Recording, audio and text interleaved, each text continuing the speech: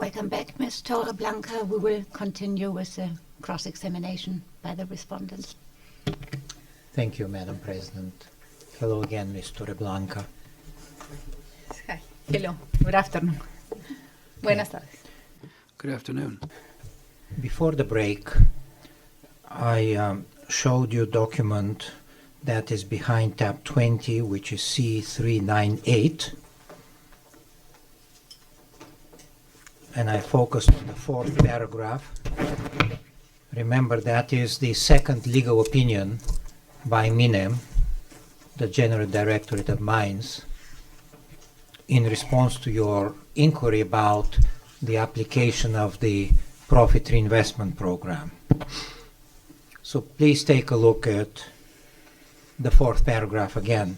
Now, the reason I'm coming back to this is counsel for claimant questioned whether I wanted to show you the testimony of Ms. Chapuis about this paragraph, and counsel questioned whether what I was asking Mr. Chapuis was about the same document. I was asking about the same document, and I will need to spend some time now to establish that, which will not be difficult, I hope. We need to show you paragraph 42 of the witness statement of Ms. Chapuis. ¿Cuál es el número? Where is it exactly? What number? Which tab is it? It's not in the binder, so we'll have to put it on the screen, and we'll give you a hard copy. Gracias. Thank you. But we'll still put it on the screen for the tribunal's benefit. So, look, she's referring clearly to that second report, and if you look at footnote 59, she's actually referencing it. So, there is no question in paragraph 42, she's talking about this particular document.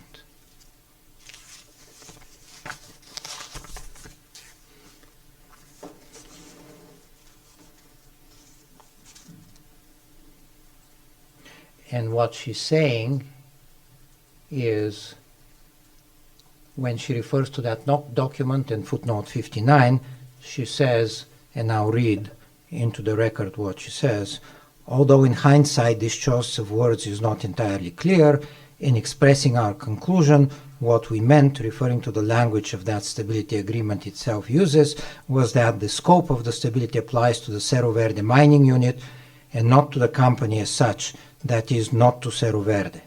For example, if Cerro Verde had other mining units, they would have enjoyed stability guarantees. Do you see that? Sí. I do. Okay, and then if you look at tab 5, which is the transcript of the Cerro Verde hearing, C1135, page 823, 824,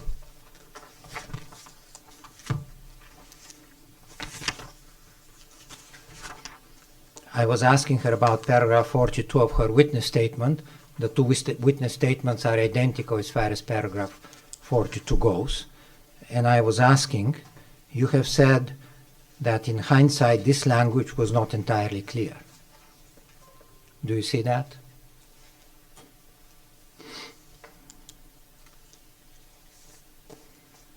Is the last two lines of 823, and then it continues on page 824.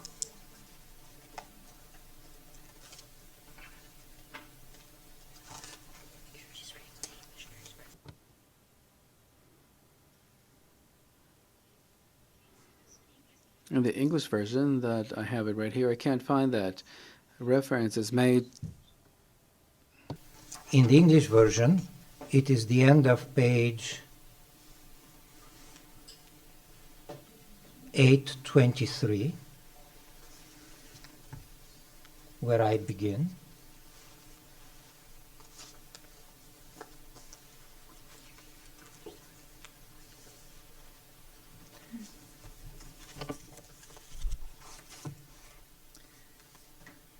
And then it continues on page 824. No, No lo tengo así. I don't have it like that. What's the Spanish page number? Now, let's look at page 823 in the English. I'm referring to, do you see that? I'm referring in line 6 to the first witness statement, paragraph 42. Yeah, that one. This. Sí, ese And you sí. say, and then I quote, you see the quote on the screen. Sorry, the quote is not on the screen. The transcript is on the screen, but it's on the right-hand side. You see the quote, although, you have it on the paper copy.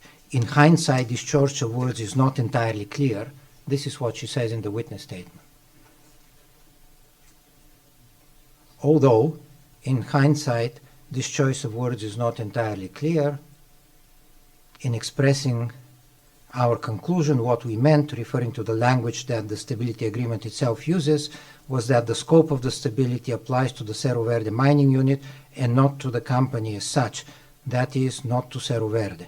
For example, if Cerro Verde had other mining units, they would have enjoyed stability guarantees. Sorry, Yes, Mr. Alexandrov, can I ask you a clarification because I'm a little bit lost?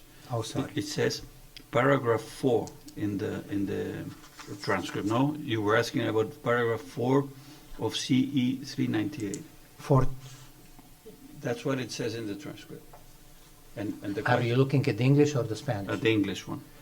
In First page witness- 824, it says, so you're seeing the language in paragraph 4, you can put it back on the screen, please, exhibit CE 398. I'll clarify. And- If you, and, yes, so I I'm sorry just for the cannot find confusion. it. So if you look at the English page 823, I'm reading to Ms. Chapuis from paragraph 42 of her witness statement, and this is the quote.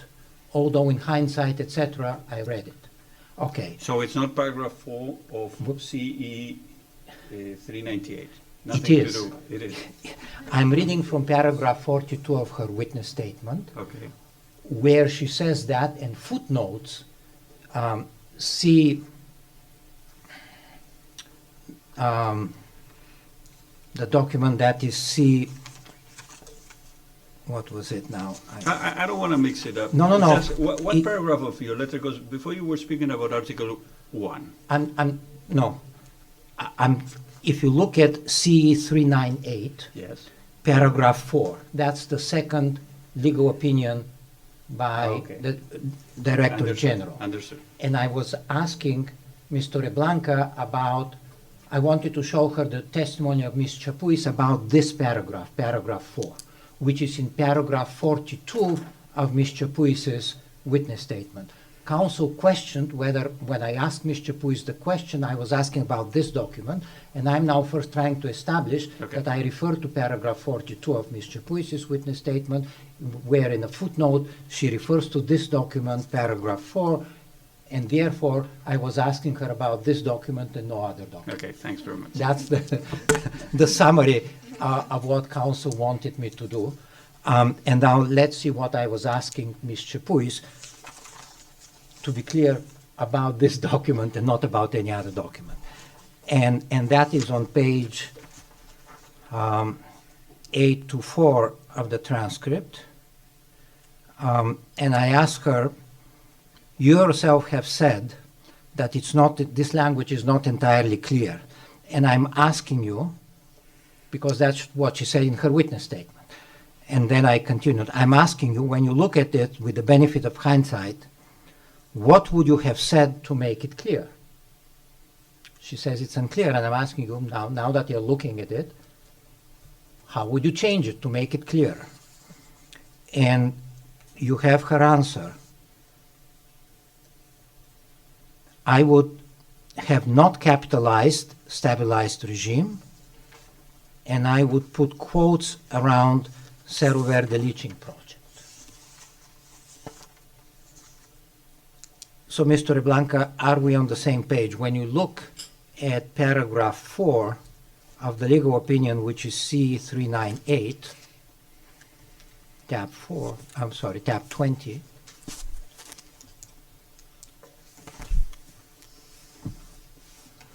the language that is so crystal clear to you that you don't need to ask for any clarification.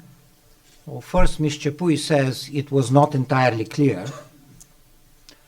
But then, when we ask her what would you change, she says two things. She would put stabilized regime. She would not have capitalized stabilized regime, and she would put quotation marks around Cerro Verde leaching project. What she's not saying is that we would have said Cerro Verde's mining unit or Cerro Verde's mining project or Cerro Verde's production unit. She doesn't say that now in retrospect, to make this crystal clear, the report would have said Cerro Verde's mining unit, Cerro Verde's production unit, Cerro Verde's mining project. The only thing she would correct is she would put quotation marks around Cerro Verde leaching project, because she admits the text was not clear.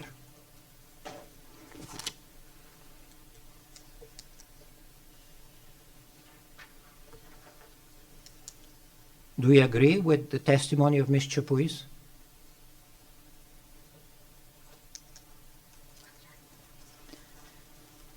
Yes, because, perdón, sí, por... Yes, because what she's saying in her testimony is that the stabilization agreement applies to the Cerro Verde mining unit and not to the company. What she's saying is correct. I don't know why she would capitalize this or put this between inverted commas. I don't know what she means by that, in her opinion. I agree with what she said. Everybody understood that it was the Cerro Verde production unit when we spoke about the leaching project. Perhaps by capitalizing it, she thinks that you would ensure that it's the same leaching project included in the stabilization agreement, but I don't know why she thought that. To be clear, I'm not asking you to explain her thinking and why she says that. I was simply asking you whether you agree with her testimony that by making those changes or edits, the text would be now clear or clearer. It was clear, in my opinion. I don't think we would change anything by added inverted commas or something else. It was clear. I'm asking you whether you agree with her testimony that it would be even clearer if she did what she proposed she would do in retrospect. En realidad, no. Not really. I don't know why she would use quotation marks. I don't know how that would clarify this paragraph more or less. I don't really understand that. Also before the break, you mentioned, if I'm correct, that there was an obligation to build a concentrator plant. And so just to put that in context, in 1994,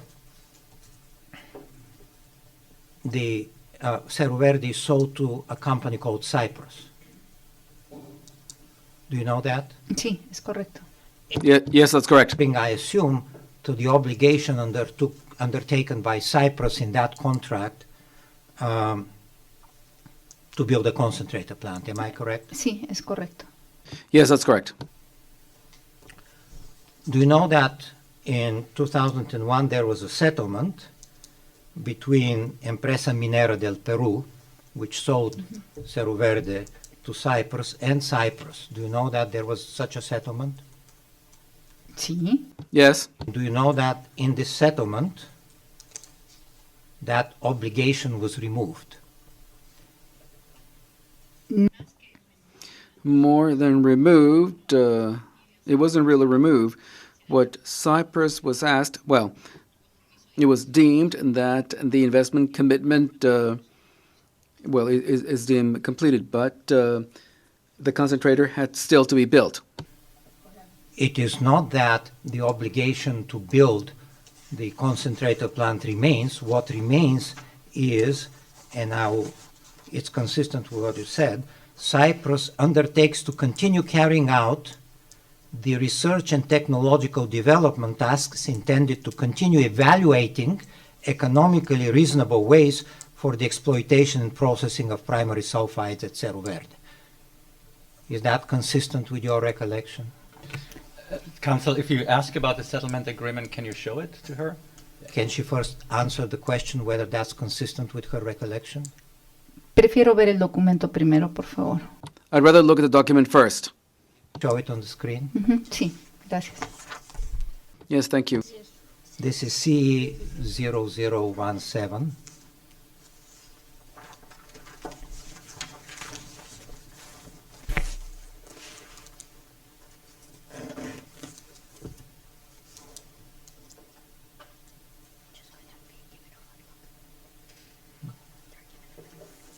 ¿Me puedo parar? No, you Gracias. get a special treatment, Mr. Thank Blanca. you. You get a hard copy. Actually, yeah. And it's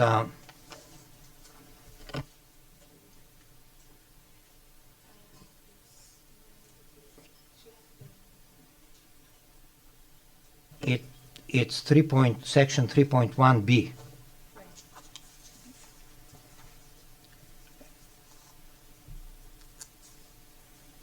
And we've highlighted it on the screen. Did you find it?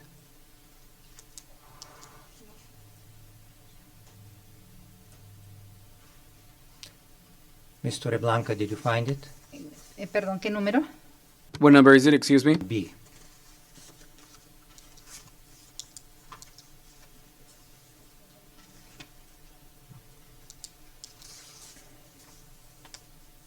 No, one second, please.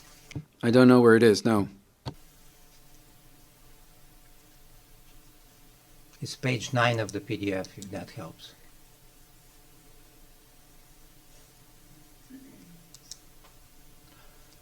Maybe if you look at the screen, it will help you locate it. 3.1b.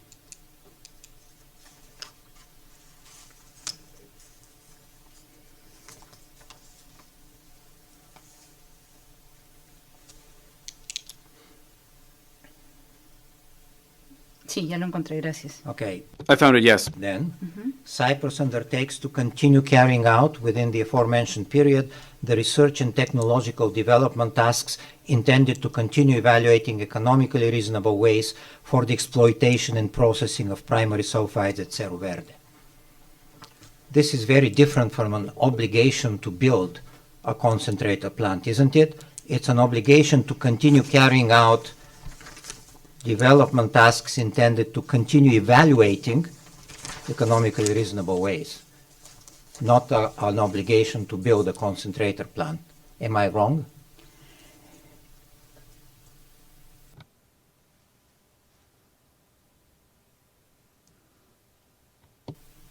En real. Technically, yes, what you're saying is okay. The commitment to assess the concentrator is replaced, but it was necessary for the development of Cerro Verde to go on. They committed to invest money in 3 years in order to make this feasible and for the construction to begin. That's correct.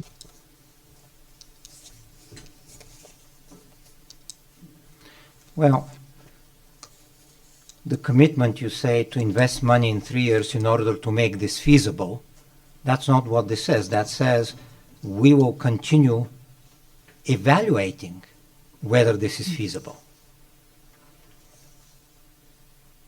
We will continue evaluating economically reasonable ways for the exploitation and processing of primary sulfides.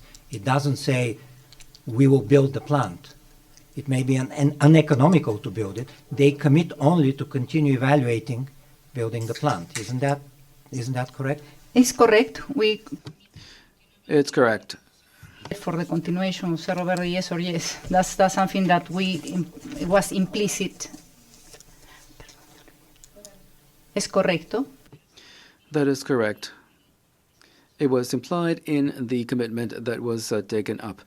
It's correct, isn't it, that there was no obligation here to build the plant, the concentrator plant? Es correcto, That's correct. The assessment continues within the terms of time stated in this document. Okay. To move on, it's correct, isn't it, that Cerro Verde was looking in the period 2004, in the middle of 2004, Cerro Verde was looking for written assurances from MINEM that the concentrator project, when built, would be covered by the 98 stabilization agreement. yes, sí. Yes, indeed.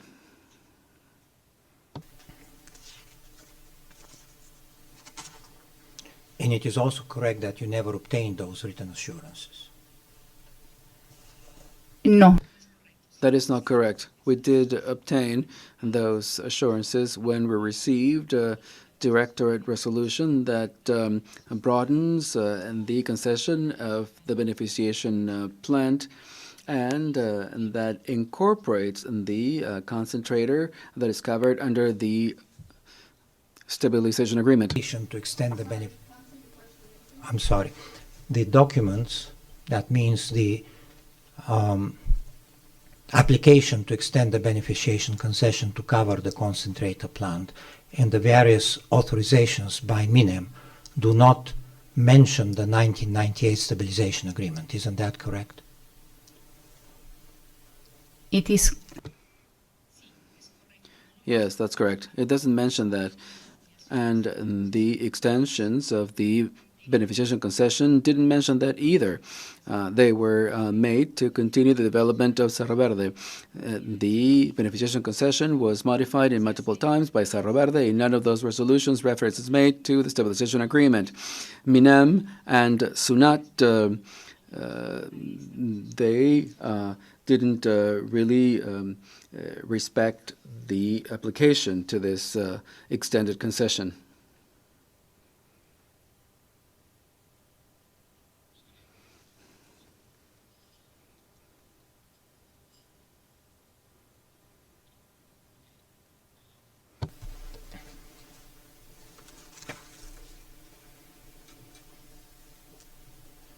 You've testified that you had several meetings with MINEM, including with Ms. Chapuis, where you received oral assurances that the concentrator plant, when built, would be covered by the 1998 stabilization agreement, correct? Yes, that's correct. desde que se firma. From the time this document is signed, we held many meetings to confirm that all of us were in the understanding that the new concentrator plant was going to be included within the stabilized production unit. Meetings. Sí, varios. Yes, many. Chapuis. También. Also, and with her team. How many meetings, more or less? About 100, a dozen, 5? Bueno, yo I spent many hours at the MINEM. There were many meetings that were agreed formally. Because there was an email or a phone call to the secretary, but there were many that were informal. In 2004, between 5 and 10, from what I recall, but I don't remember exactly. y por diferentes And for many reasons, not only meetings with Ms. Chapuis, with also Mr. Tovar. We were looking at construction matters, we're looking at observations and recommendations during 2004. Also, there were observations to the file on reinvestment of profits. There were many meetings, like we said before the break, and there were many discussions that were held to ensure that each one of the steps that we were taking were in line with the TUPA, with the ministry, and that all requirements were met, and that we were going to have everything done on time. How many among those many meetings were with Ms. Chapuis? creo 5, at least 5, 3, 5, I do not recall. It depends on the matter that was being discussed. Can we go to your first witness statement, which is behind tab 1? And I want to ask you to look at paragraph 24.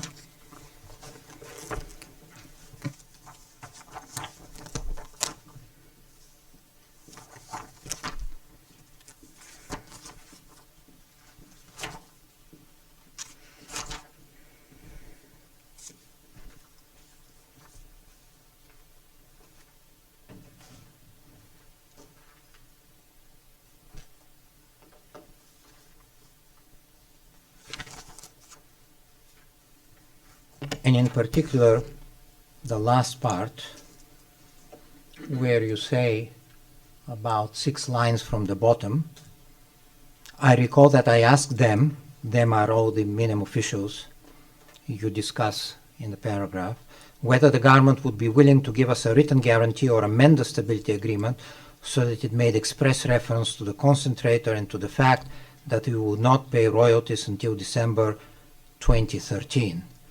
Their response was generally the same, that we did not have to worry because the agreement would protect any investment that Cerro Verde made in its mining concession and beneficiation concession during the term of the agreement. You see that? Sí. I do.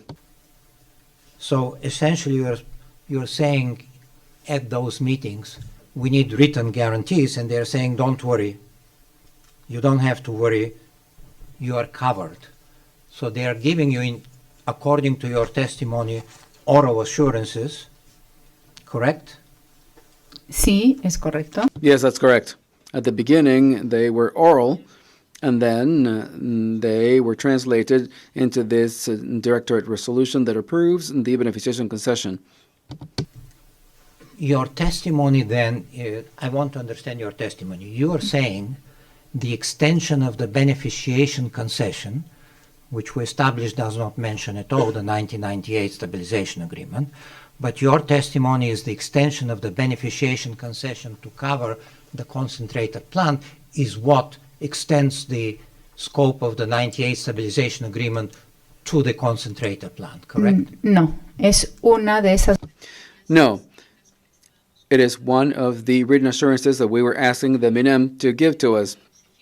As I said, since this agreement was signed, we met with many authorities, authorities from MINEM, DGM, the MEF rather, and we were all in the understanding that when the concentrator was built, it was going to be included in the stabilization agreement, and this is the second half of 2004, and in 2004 in Peru we started discussing the creation of a royalties law. It was passed in June 2004, and that is why we said that we needed written guarantees, written assurances, and that's why we met again with the ministry. Can you please focus on my questions and give shorter answers? My question was very specific. I think you answered it, so I'm not going to repeat it, but you're saying the concentrator project was always covered. The extension of the beneficiation concession was just a confirmation, correct? Es correcto. Oh, correct. Didn't you, in your application for the extension of the beneficiation concession, mention the 1998 stabilization agreement and say by extending the beneficiation concession, you confirm that the concentrator project is within the scope of the 1998 stabilization agreement? You didn't say that in your application, did you? No, porque tampoco lo hicimos. No, because we didn't do it in the prior applications either when we expanded that beneficiation concession on many occasions. Okay. Now, let's go back to the oral assurances. Apparently, it was very important for you to obtain those oral assurances in the middle of 2004 because you had all those meetings and you've testified about that. When you received those oral assurances from Ms. Chapuis and others, did you record the fact that the General Director of Mines orally assured you that the concentrator plant would be covered by the 1998 stabilization agreement? ¿Puede Could you please repeat the question? Ms. Chapuis, she tells you, you testify, don't worry, the concentrator project is covered by the 98 stabilization agreement. You go back to your office. Do you put in writing that conversation? Any notes, any emails to your colleagues saying, today I met with Ms. Chapuis and she told me what she told you? Cuando nos reunimos, When we met with Director Chapuis and her team, originally, when we asked for a written guarantee, we asked them and we consulted with them as to whether or not the written guarantee or written assurance, which could give our shareholders the peace of mind that they wanted and that we needed in light of the recent events of 2004, that's where we asked the ministry whether one way to have 100% assurance that they were not going to change their view in the future could be by including this concentrator in a separate beneficiation concession within the stability agreement. That was our original approach. And for some reason, let me explain, please. My question. Let's look again at paragraph 24 of your witness statement. You say, we met with them. Their response was generally the same, that we did not have to worry because the agreement would protect any investment Cerro Verde made in its mining and beneficiation concession during the term of the agreement. This response that you received orally from Ms. Chapuis when you met with her, did you record it somewhere, somehow, in your notes, in an email to your colleagues? That was my question. la respuesta es que sí. The answer is yes. But what I wanted to specify is that when we made the presentation and met with them, it wasn't the director who gave the answer. They said, we're going to receive it, we'll review it, and in the next meeting they'll give us more information. But yes, that is correct. You received the response, whether at this meeting or at the next meeting, you received the response and you testify in paragraph 24 of your statement what this response is. So I'm asking you again, did you record that response somehow, somewhere? Did you write a note, a memorandum, an aide-memoire to the file? Did you send an email to your boss? Yes, Mr. Can I sí. finish the question? Did you send an email to your boss, Mr. Davenport, to say, today we received this answer, we don't need to worry? Where did you record that answer? Sí, se envía un correo. Yes, an email was sent at least to Mr. Davenport indicating that all of the participants in the meeting, well, that there was consensus and that in effect the concentrator would be part of the same Cerro Verde production unit. When I heard you say in Spanish, se envió un correo, Sí, es correcto. Yes, that's right. sent this email. Yo mandé un correo. I sent an email to Mr. Davenport at some point in time, yes. The email didn't send itself, you sent it. Sí, yo. Okay. Yes, it was me. Email? Ya no lo Where is this email? tuvimos. We had changes in the system and it's not available anymore. All the emails were erased. This change of system. When did it happen? Alrededor del año 2014. In about 2014, if my memory serves me well. Deleted. Sí, todos. Yes, all of them. Let me ask you this. You testified, and I'll take you, if I need to, in the other cases, that there was a 10-year retention policy. Before lunch, you confirmed that there was a 10-year retention policy. So why was your email deleted? Was it because there was a 10-year retention policy, or was it because you changed the system in 2014 and all previous emails were deleted? Fue coincidencia del año. It was a coincidence in terms of the year, but 2004 plus 10 is 2014.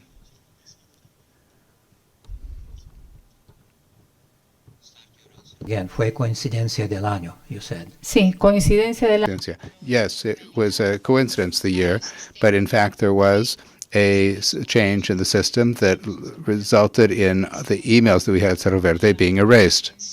The retention of documents for us, I had told you before the break, was an informal policy because every time I was asked, unlike the United States, in Peru, we did not have an obligation other than what is set out in the civil code to preserve documents for 10 years. That's what it says, that's how long we need to maintain them for. So every time I was asked at Cerro Verde, how long should a document be maintained or retained? Well, because it was 5 years. I always said 10 years because that's what the civil code indicates, and for labor-related matters, that's the amount of time. Question. So if it was deleted in 2014, now did you make use of this email earlier on, for example, in proceedings with SUNOT or so, in order to document your belief that you were exempt from the royalties? No, porque No, because for Peru, not even for administrative or judicial processes, an internal email has no probative value vis-a-vis the administrative or other authorities. Thank you. So again, there is a 10-year retention policy, you say. I don't understand your point about the coincidence of the years. If you have a 10-year retention policy, then in 2012 you would delete everything before 2002. In 2013 you would delete everything before 2003. In 2014 you would delete everything before 2004, etc. Am I understanding the retention policy correctly? nosotros no manejamos. We don't manage the email system. That's done by the IT department, and they're the ones who changed the system and erased the emails. The retention of documents, well, since internal documents have no probative value for us, when I was asked, I was referring to contracts, documents. Beyond my question. My question is focusing now on the retention policy.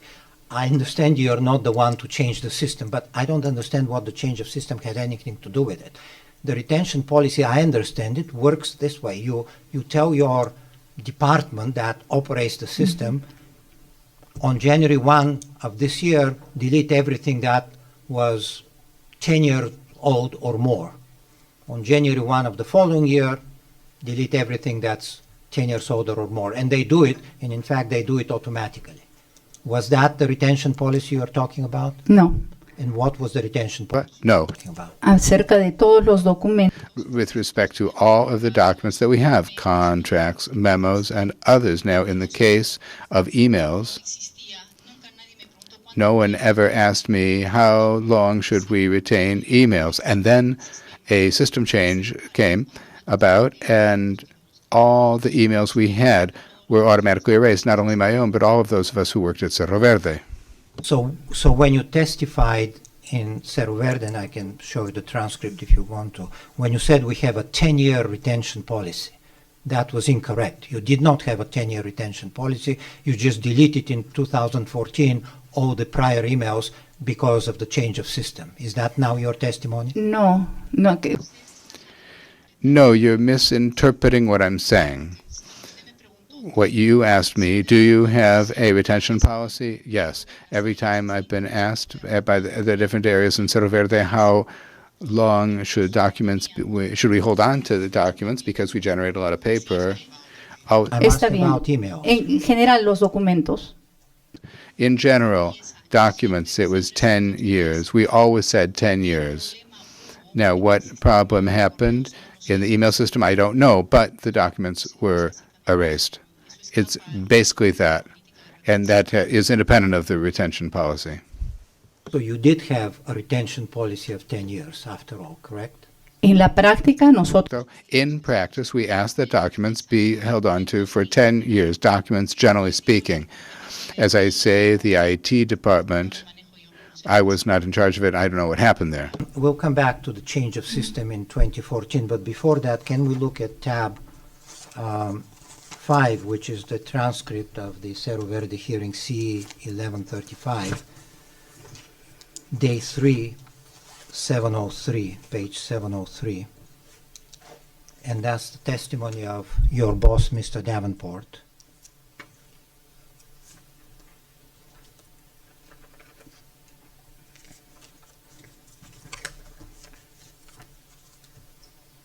and I begin at line 21.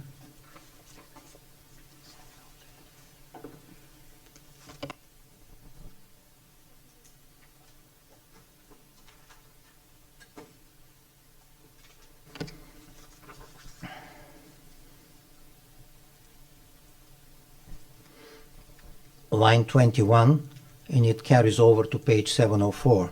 Says, so I wanted to ask you, this is Ms. Carlson, counsel for Peru speaking, did Fels Dodge or Cerro Verde have a document retention policy to ensure that important documents were retained for the company? Answer, retention would be? Question, either keeping documents or I suppose also getting rid of documents. Answer, oh, not that I'm aware of. Question, so you're not? Answer, but I don't know whether Fels Dodge did or did not. Question, and what about Cerro Verde while you were there? Answer, no, not that I recall. So Mr. Davenport, your boss, does not know of any retention policy. So is he right or are you right? Le empecé contestando.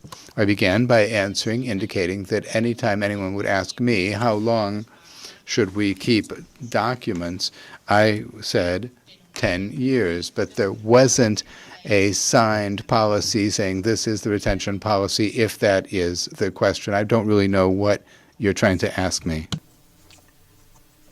Okay, so what you're saying is, as a practical matter, you kept emails for 10 years, and now you're saying there was no written policy, but when somebody asked you, can we get rid of a document, you say, if it's more than 10 years old, we can. Es correcto.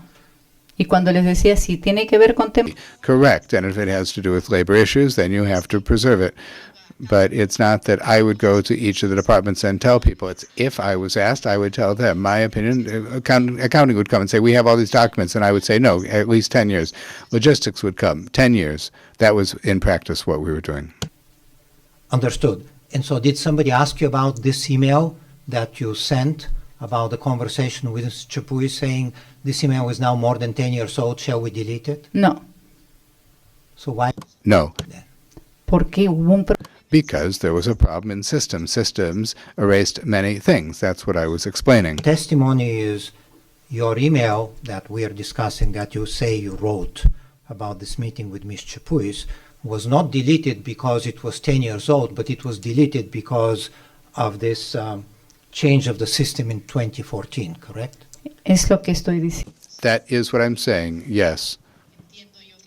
There was a problem. I understand they changed the system and they erased it. But I was saying that as a matter of coincidence, that email would have been more than 10 years old, so they could have erased it had they asked because it was more than 10 years old. In 2014 was this change of system. No me acuerdo.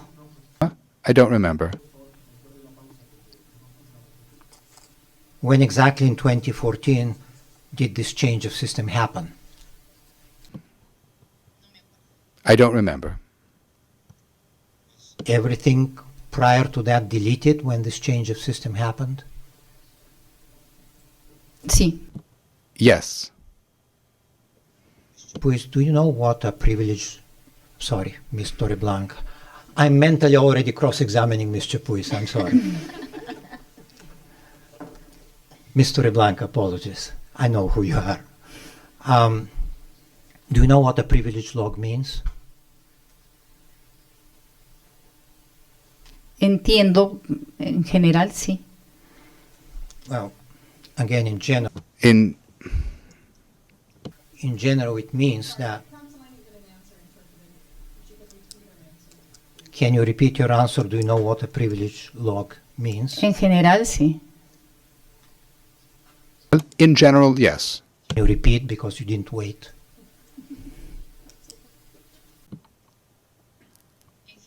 In general, yes. General, it means that certain documents are recorded on this log, but are not disclosed because they are privileged, but they exist. And the reason a privilege log is created is because those documents are requested in document production. They do exist, but they are not produced because of privilege. Do you know that in this privilege log that your counsel prepared in response to Peru's document production request, there are emails from you in June 2004, August 2004, and December 2004. So they were not deleted, apparently, by this change of system in 2014. Lo que ocurre que The Know that this privilege log records such emails. sí, pero yes, but the ones on my server, not the servers of the others. That those emails exist. sí, Yes. Do you know that there are many other emails before 2014 that also, according to this privilege log, exist?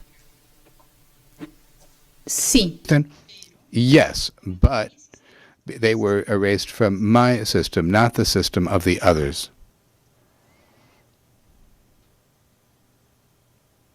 por ejemplo, yo le For example, I send you an email. It was erased from my server, but you can still read it. It wasn't erased for you. So when you send an email, sorry, let me just understand your answer. If you send Mr. Davenport, don't take me as an example. You have not been sending emails to me, for better or worse.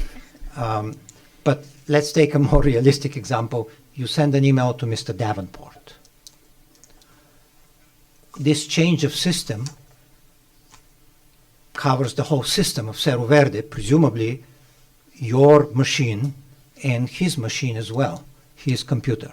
So it would be deleted if all emails are deleted by the change of system in 2014, correct? el señor Mr. Davenport was no longer working at Cerro Verde in 2014. And 4. usted preguntó 2014. You asked about 2014. In 2004, you send an email to Mr. Davenport. Varios, sí. Several, yes. Those emails would be deleted by the Cerro Verde change of system in 2014 because both your computer and his computer are part of that system. In 2014, Mr. Davenport was no longer working at Cerro Verde. He stopped working at Cerro Verde around 2005, and I don't know, he kept the emails. They weren't erased, but the ones from the server were erased. Emails that he received, it remained in Cerro Verde.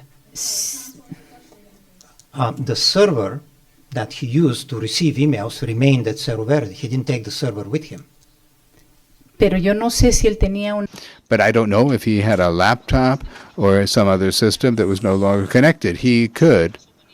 That's why I gave the example. If I were to send it to you, it's not going to erase because they came out of my server and they were erased in 2014.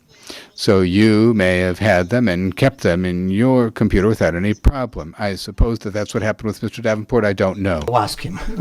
But you're saying if he somewhere kept the emails that he received, that's another story. I'm not asking, we'll ask him whether he kept separately from the server of Cerro Verde emails and whether he shared them with counsel. That's a separate issue. Let's talk about the emails that he received in his capacity of the, Gerente General, of the general manager of Cerro Verde in 2004. Those emails on the server of Cerro Verde would have been deleted in 2014, is your testimony, correct? Yes, that's my testimony. You're saying those emails exist today, probably because, and you're speculating, probably because he kept them somewhere else. o porque Or because someone else might have received them as well, somebody who's outside the Cerro Verde server. Me explico. Let me explain.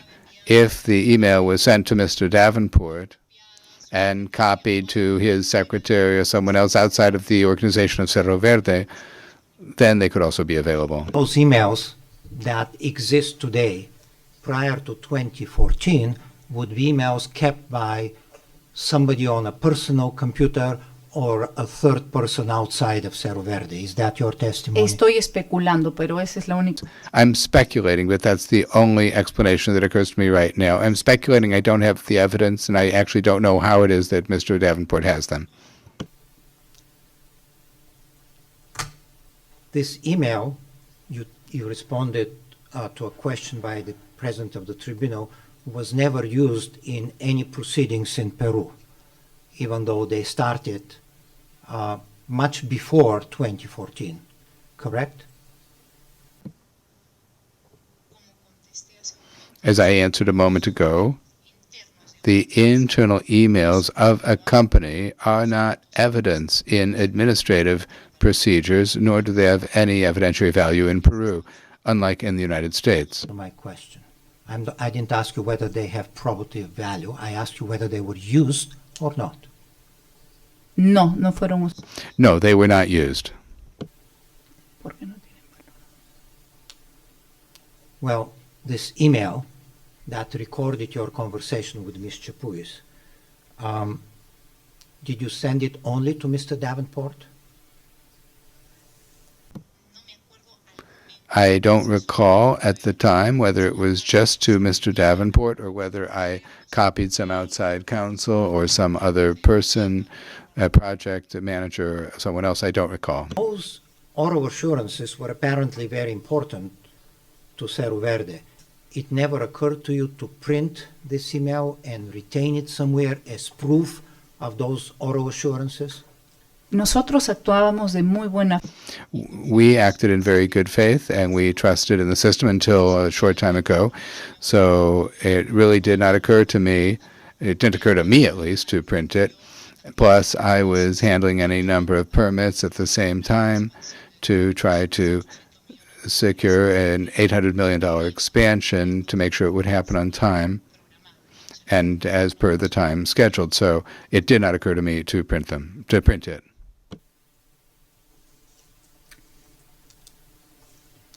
So just to confirm, you mentioned the 800 million expansion.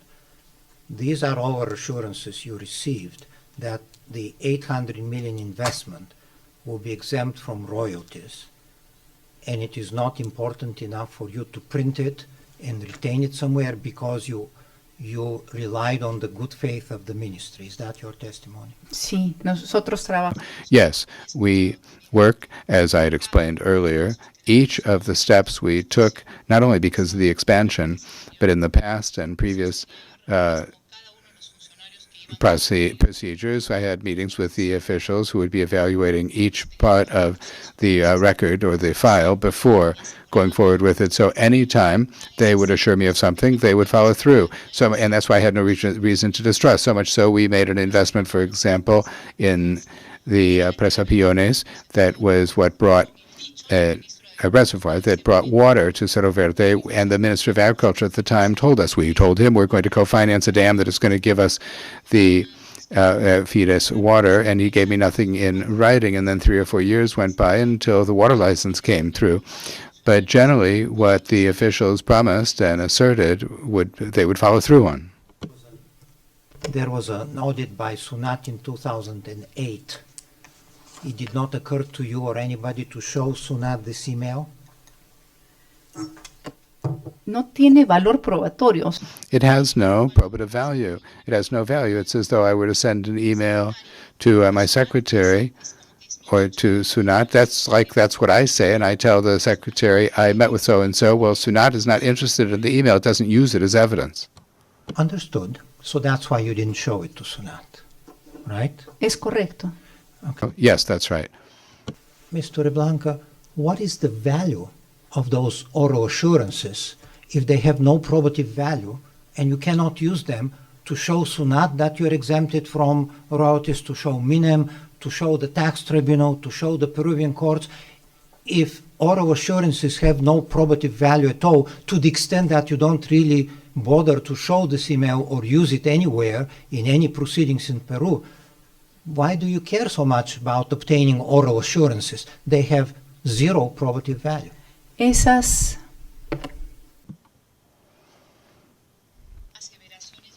Those verbal or oral assertions by all these authorities, who are the ones who are responsible in the case of the DGM, or even the Minister of Energy and Mines, Minister of Economy and Finance, were used by Phelps Dodge to approve an investment of more than $800 million, no doubt, that made it possible to triple the number of jobs, payment of taxes, among other things, and which were confirmed not only in the construction permit when the beneficiation concession was expanded, but also in the reinvestment of profits, which approved that the profits be invested in a concentrator that was part of the same production unit that was covered by the stability agreement. So these oral assurances were not alone, or they weren't just helter-skelter. All of them, including the water license that we secured through the Ministry of Agriculture through the National Water Authority, were reflected later on in administrative acts or in titles, as in the case of the modified beneficiation concession.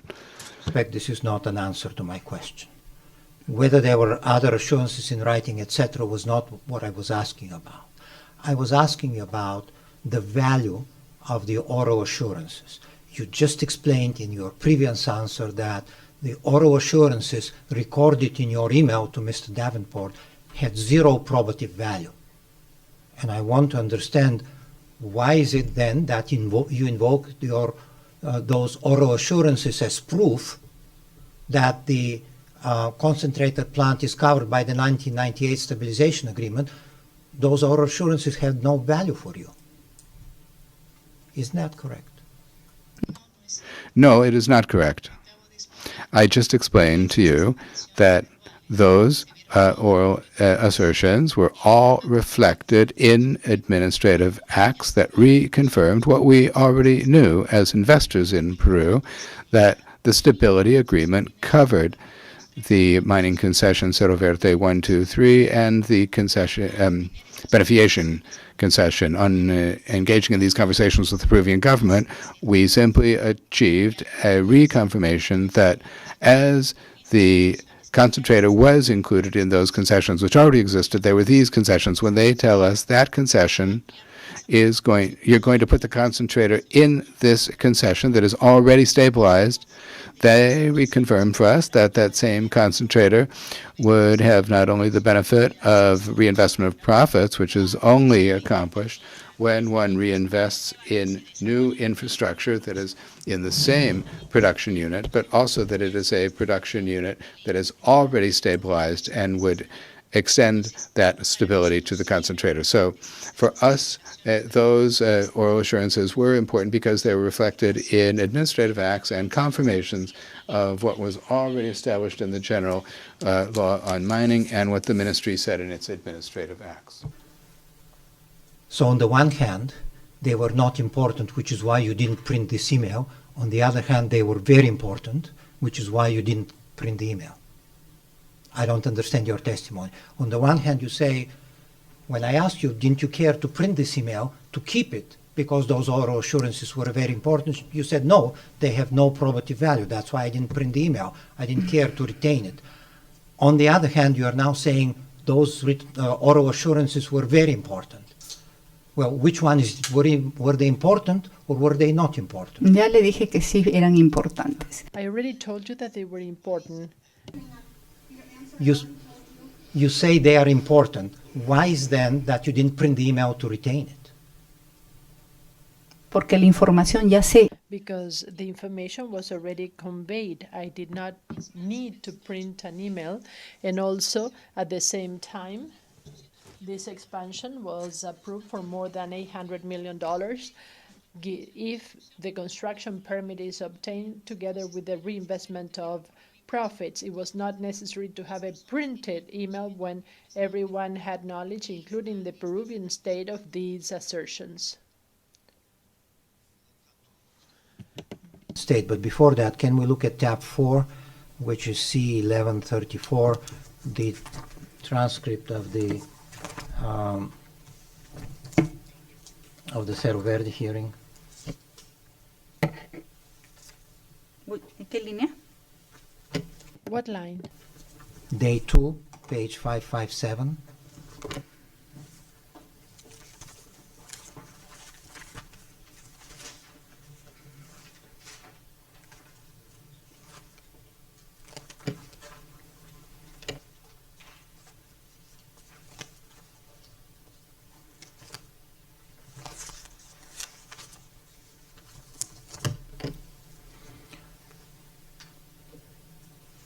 Line 11, arbitrator von Wopser. Do you see that?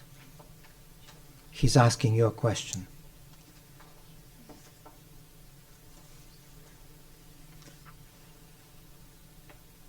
He says, going back to the Administrative Act, the oral opinion is valid, equally valid in administrative law? Question mark. And you say, by itself, no. And then you can read your explanation and you conclude, but by itself, in a conversation, it would have no effect.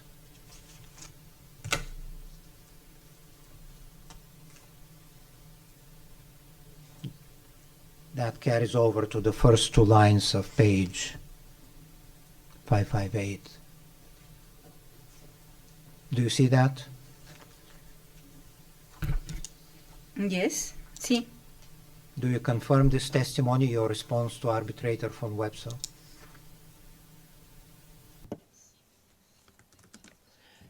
But as I said, it's true. An opinion in a conversation doesn't have any value, but in this case, this was together with administrative acts that confirmed the opinion that we were given.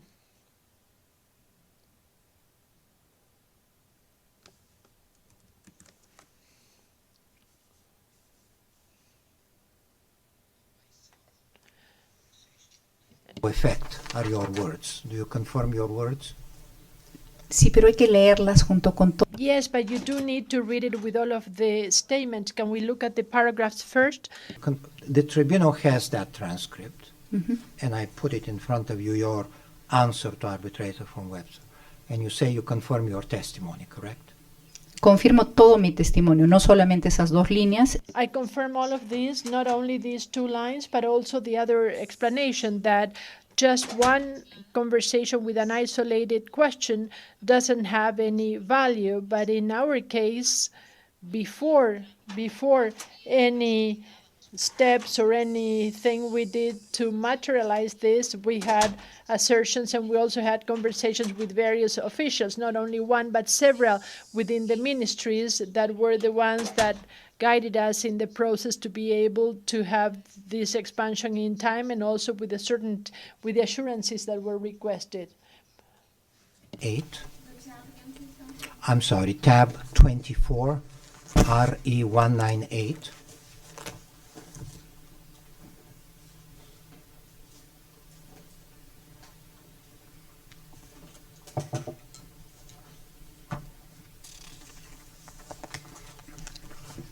Se refiere al correo de señora. Are you talking about the email from Ms. Chapuy? New stabilization agreement. She says, can you come to my office on Tuesday the 15th at 11? The matter is request for inclusion of the sulfides project in the stabilization agreement of Cerro Verde. Is that legal?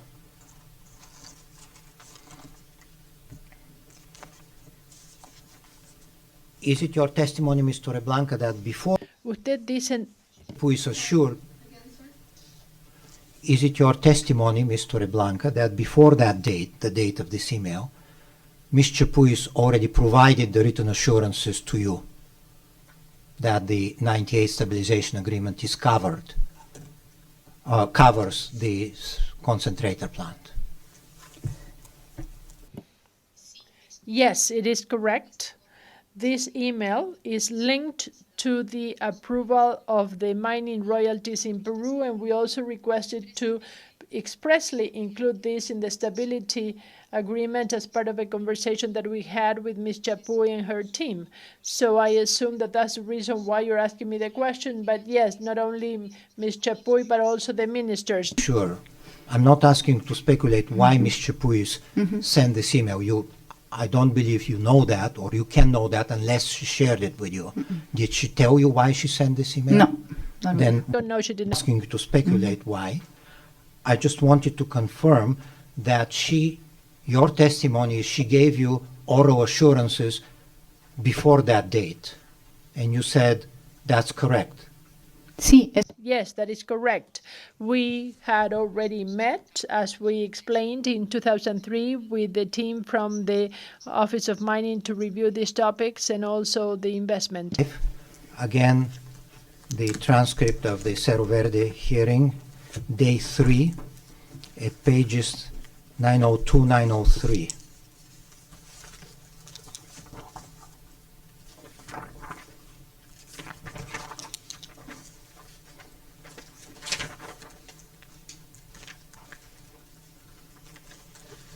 So at the bottom of page 902, the question to Ms. Chapuis is, why are you convening a meeting in June of 2004 to now raise the question whether it's legal or not, whether it's legal to extend include the concentrator plant into the stabilization agreement? And she says, you see the answer on page 903. She says, and I quote, "The reply to Cerro Verde was given after that meeting." Question. So before this meeting, you never said anything to Cerro Verde about the concentrator plant and whether it was stabilized or not. Is that your testimony? Answer. Precisely. I answered the questions of the companies once I had discussed this with the entire team. So I submit to you the testimony of Ms. Chapuis is very categorical. She says before that meeting, she never said anything to Cerro Verde. She says, I answered the question only after I discussed with the entire team. So one of you is incorrect. Perdón, en las preguntas, I apologize. In the questions that you asked, did you cite that email? Because I do not see the timeline when the question is being asked, about the timeline that you're referring to in the question. I was asking her about this email in the meeting on June 15. And I asked her, the reply to Cerro Verde was given after that meeting. Sorry, she answered the reply to Cerro Verde was given after that meeting.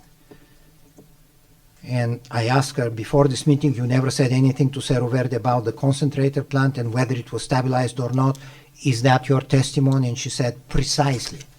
I answered the questions of the companies once I had discussions with the entire team. So again, one of you is incorrect. Having seen Ms. Chapuis' testimony, do you want to amend your testimony? no, quiero No, I would like to read this for a couple of minutes, if you allow me. look, I'm asking you, do you maintain your testimony that Ms. Chapuis told you that the concentrator plant is covered by the 1998 agreement before June 15, 2004? sí, durante las conversaciones, Yes, during the 2003 conversations, and this was not only Ms. Chapuy, but also the team. Because she says the opposite. Let's move on.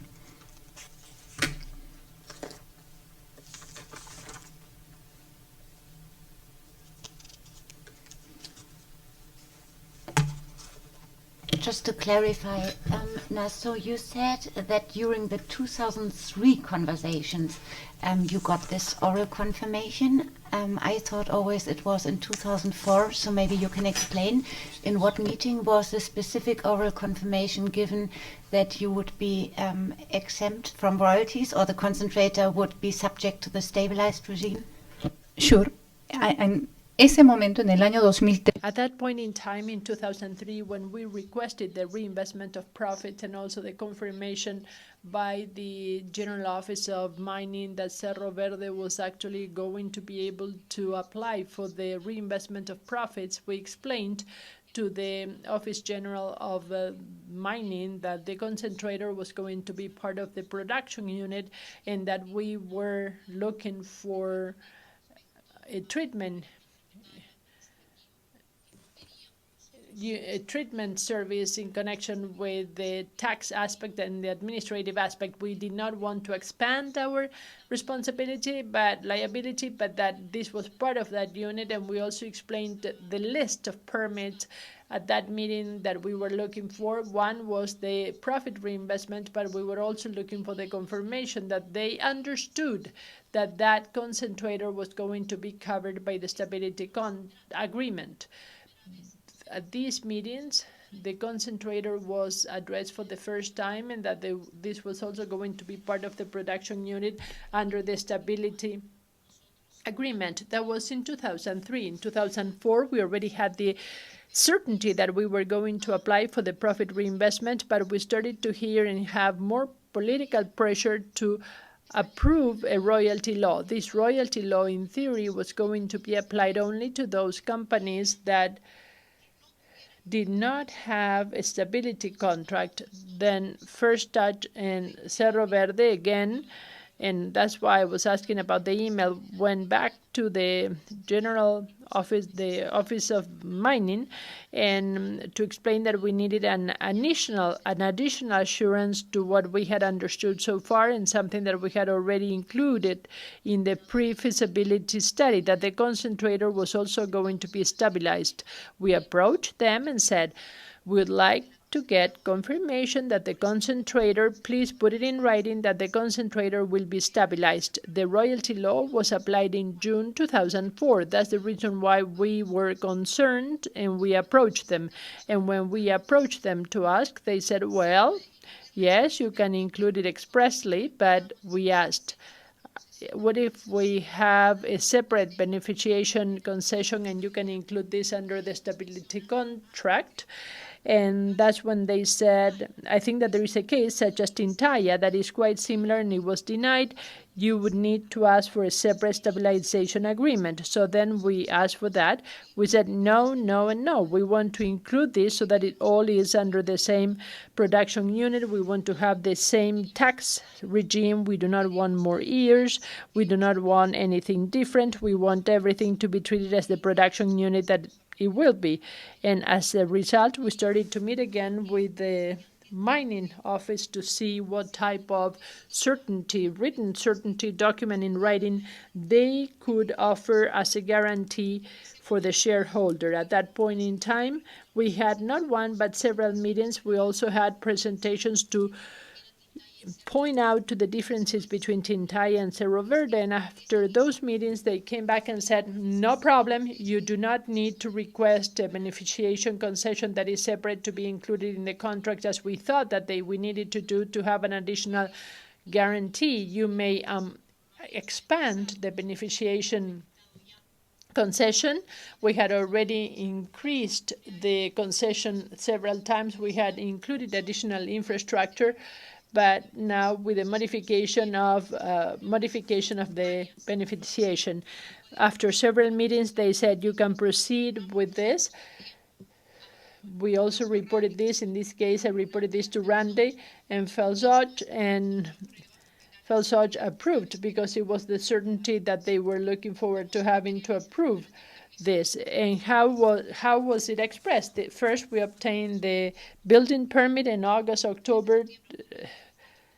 September, October 2004, and then the reinvestment of profits that confirmed again that we were receiving those certifications or assurances in writing that we needed as investors. Understanding it's your testimony that you received oral assurance already in 2003 that the income of a concentrator would be stabilized and fall under the old 1998 regime. And in addition, Ms. Chapius orally confirmed in 2004 that by extending the beneficiation concession, this would also cover the concentrator. So we have 2 oral confirmations. Yes, and more, because, perdón, y más, porque Yes, and even more, because before we came close to before we approached the mining office, we met with the Minister of Economy and Finance, who used to be the Minister of the Energy and Mines. We also met with the Minister of Agriculture, among others, and throughout these meetings we explained that the pre-feasibility study considered that the concentrator was covered by the tax stability, and we explained why, and they confirmed that our understanding was correct independently of the technology that we would use. Our production unit, including the new concentrator, were going to be under the stabilized system. Final follow-up question, and then I do not want to interrupt your questioning, Mr. Alexandrov. Sorry. Now, we had discussed whether there was any written record on the oral confirmation that you say you received in 2004. Is there any written record on the oral confirmation that you received in 2003 that you just talked about? I do not have it because I do not have the email at hand. They're no longer available.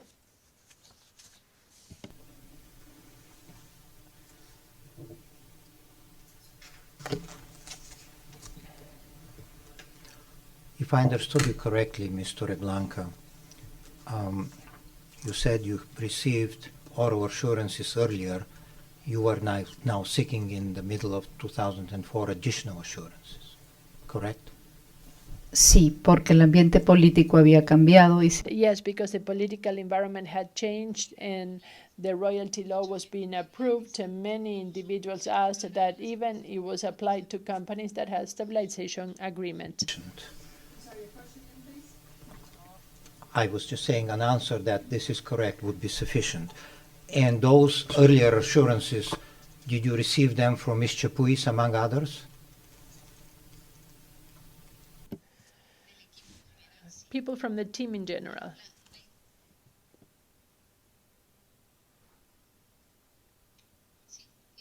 explicar que en las reuniones I was going to explain that the meetings were attended by Ms. Chapuy and her team. Yes, she was there. It's there. Yes. To clarify, because I don't know if it is completely clear, what you are saying is that you received oral assurances. The email that was lost is the email where you recorded those oral assurances and you send that to your boss, but they are not emails from the government, correct? That is correct. They are internal pieces of email. That's why you are saying that they are not valid, because they are your internal emails. Yes, indeed. Thank you.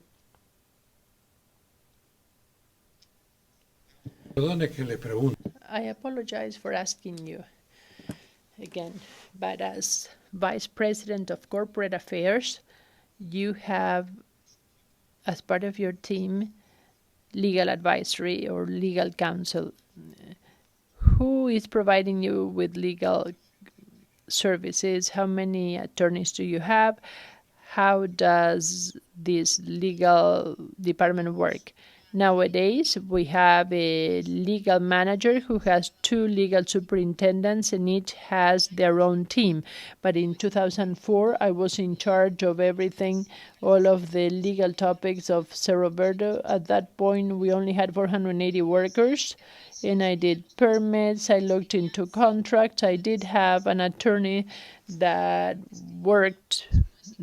entered the company before me, and then there was another attorney, but that was it. I had an administrative assistant, and as Cerro Verde grew, we grew too. So we did not have the same team. Now I have more than 50 or 60 people that report to me. Before, I only had an assistant. And since you are a lawyer, why is it that you did not recommend the company to make such an important investment without putting it in writing, without putting those guarantees in writing? This is administrative law of the metaverse, because We all know that with public administration, and mainly in a country such as Peru, everything is works very formally in writing. So why didn't you demand those commitments when you are saying that between 2004, 2006, and 2008 you did not insist because it was just a technicality? Don't you think that that is not very reliable? Pregunta es, usted como responsable I do not understand what you told me about the technicality. What I'm telling you is, do you think it was credible for you to say that you would not require in writing any assurances about the tax benefits? Well, in our case, we did not only have the mining industry practice and as to how the stabilization contracts were applied. They extended to concessions that were part of the stabilization agreement, but also we had the understanding of the staff with the Ministry of Mine and Energy and Mines. It was that it was going to be applied to the unit. It would include the concentrator, and we also thought that by reinvesting the profits, and this was in writing in the same mining unit, even though the concentrator had not been mentioned before, was going to be part of the same production unit that had been stabilized. Those were assurances in writing, and this was also documented by the shareholder, but when it was approved, that is, when we had the $800 million approved, rather, it was an expansion for almost $900 million. The shareholder knew it, and they heard that the Ministry of Energy and Mine has confirmed that the concentrator is also covered in these benefits, and that's the reason why we did not require additional confirmation in writing. So we did have confirmations, and they are the titles as such, the titles for the beneficiation concession. It had been expanded similarly in the past, and it had never been questioned by SUNAT or the Ministry of Energy and Mines, and they had already recognized that these additional investments were part of the production unit and they would receive the same legal treatment. So the same reinvestment was approved in December of 2004, and those were the permits that Phelps Dodge was waiting for. So first it was temporarily approved for construction, and next the reinvestment of profits. And it was just this is not that we were not serious enough, but we were acting in good faith led by the Ministry of Energy and Mines, and we were being invited to tell what a good story Peru was in spite of this, and also in spite of the royalty law, how we could explain that together we were having this investment become favorable to the country with larger taxes, more work or more jobs, and additional contributions that we made, knowing that we would not have to pay royalties. For example, we committed during a working roundtable that was investigating reinvestment, as we announced publicly, as we do not pay royalties, we are going to build a plant for drinking water in Arequipe that is currently giving water to 350,000 people. This is the second largest city in the country, and we have also invested more than 30 million in piping. We have continued with infrastructure works, and we go beyond water works, and we go beyond what the law provides for. And some of these agreements have been reflected in writing, others have not. We acted in good faith, and we also hoped for the government to be acting in good faith. That's why we were extremely disappointed when we found out that the ministry waited for us to start building the concentrator, and when we were well advanced into this path, they issued different opinions that we discovered after 2008. And as legal advisor, legal counsel, what did you tell the shareholders when you told them, for example, of the problems that you had with Diez Canseco? This was the beginning of a war. The shareholder, and we're talking about a foreign shareholder, weren't you asked what assurances do we have that we are going to be covered by the tax guarantee system? tax benefit system. What did you tell them? Just the good faith? No. The Ministry of, we went to the Ministry of Energy and Mines. We met with the Minister or the Vice Minister, and we said, okay, this is going on, and we heard that it was not going to be a problem. We know that there is the extreme political pressure in Peru, and sometimes the newspapers show headlines similar to the ones that we saw with Diaz-Canseco. Clearly, we said, yes, look at what Mr. Diaz-Canseco said, but at the same time, we had resolutions from the Ministry of Energy and Mines that confirmed our stability by having the concentrator within the beneficiation plant.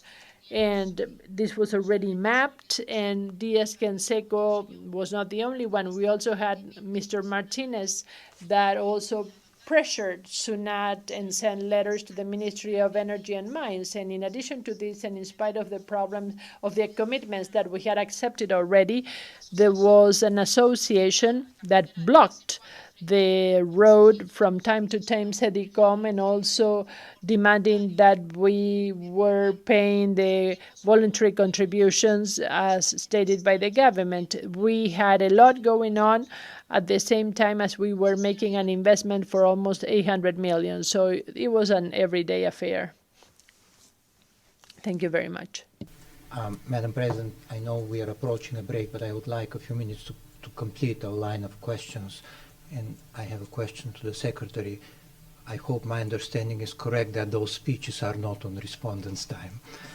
I want to go back to your statement that you received oral assurances earlier, and that in third quarter, or I'm tempted to say the summer, but it's not necessarily the summer in Peru, in the middle of 2004, those were additional assurances that you are seeking.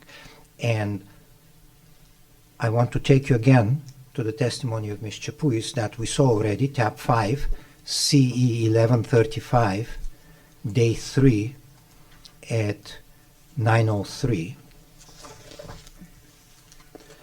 where we were talking to Ms. Chapuis about this email of 11 June 2004.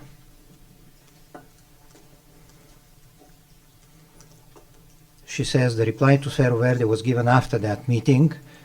Question: before this meeting, you never said anything to Cerro Verde about the concentrator plant and whether it was stabilized or not. Is that your testimony? And she says precisely. So she says she never said anything to Cerro Verde about the concentrator plant and whether it was stabilized or not before the meeting on June 15 with her team. So is her testimony incorrect or is your testimony incorrect? Disculpe, no encuentro la... I apologize. I do not see the reference to the email of June 2004. Asking her questions about this email. And if there is any doubt about that, we can go later through the transcript, but I represent to you, and counsel will correct me if it's wrong, that I'm asking her about that email. And the meeting she had with her team on 15 June 2004. She says the reply to Cerro Verde was given after that meeting. Question: so before that meeting, you never said anything to Cerro Verde about the concentrator plant and whether it was stabilized or not. Is that your testimony? Precisely. And so I'm asking you, she testifies what she says here. This is not consistent with your testimony. Is she misremembering or are you misremembering? You're not misremembering, correct? Yo recuerdo. I recall that the DGM in general had explained to us that their understanding was that the agreement included our concentrator plant. What happened in the interim? Well, there was Tintaya, for example, the matter related to Tintaya.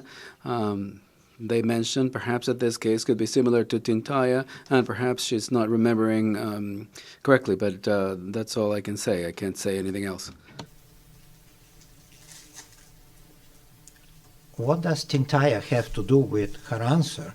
She's saying The question is, you never said anything to Cerro Verde about the concentrator plant and whether it was stabilized or not. And she says precisely, I don't understand what Tintaya has anything to do with this answer. En realidad, Well, when we approached them to ask for a written confirmation, well, somebody at the DGM mentioned that there was a request by Tintaya that had been rejected and that they thought it was the same as Cerro Verdes. So we came back to explain to them the differences between the Cerro Verde case and the Tintaya case. We didn't want a new stabilization agreement, a separate stabilization agreement. We wanted them to confirm that the concentrator plant would be included in the stabilization agreement. And that is why it's important to contextualize this because of the dates. Saying that when Ms. Chapuis says, I never said anything to Cerro Verde about the concentrator plant and whether it was stabilized or not, she was confusing Cerro Verde with Tintaya. Is that your testimony? no es mi testimonio. That's not my testimony, no. Let us look at what else she's saying. So if you can look at tab 5, that's the same document, C1135, day 3, page 871.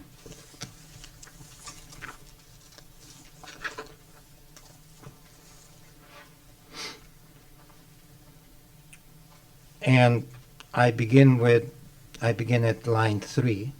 You told them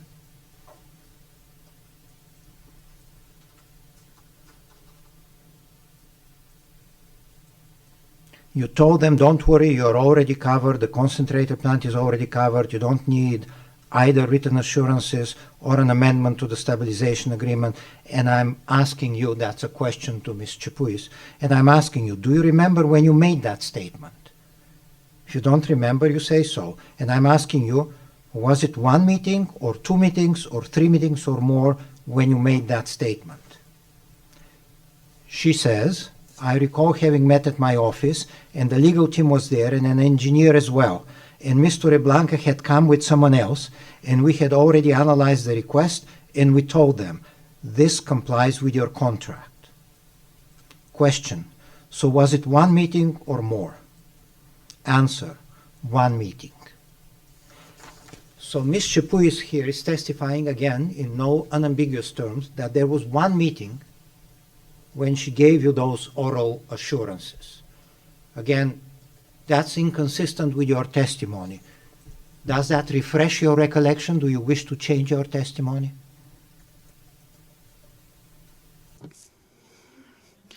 There was 1 meeting to deal with this topic, probably, but we met on several occasions to look at other issues, the reinvestment of profits, the stabilization agreement, this presentation that was made in connection with the difference with Tintaya. So I'm not sure to which meeting she's making reference to when you're asking the question of Ms. Chapuis. Meetings, and you testified there were several meetings, 5, with Ms. Chapuis and her team, where she and her team gave you oral assurances that the concentrator plant is covered by the 1998 stabilization agreement.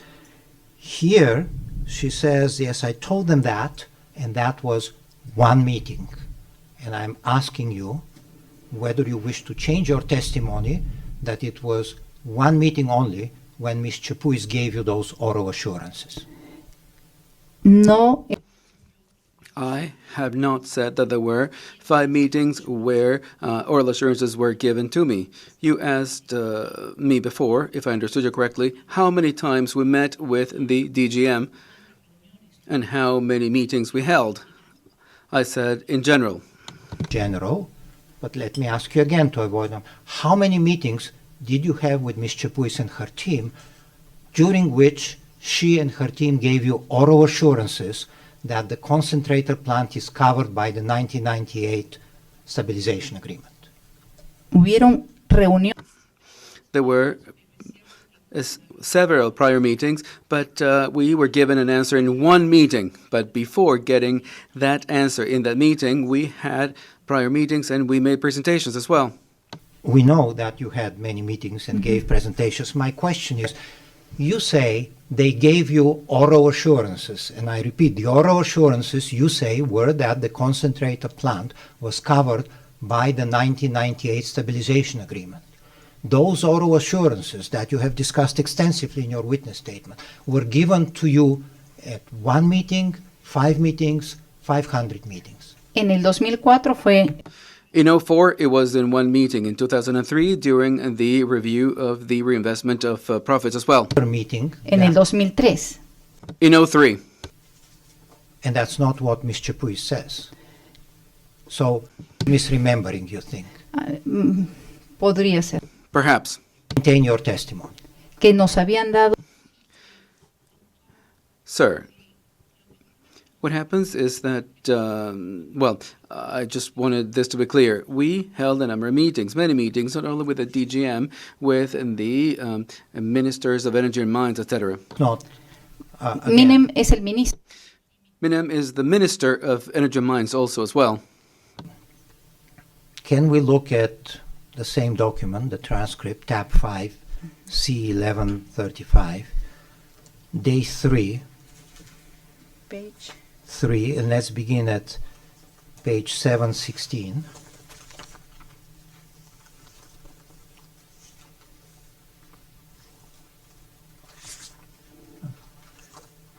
It's a question by arbitrator von Wopser to Mr. Davenport.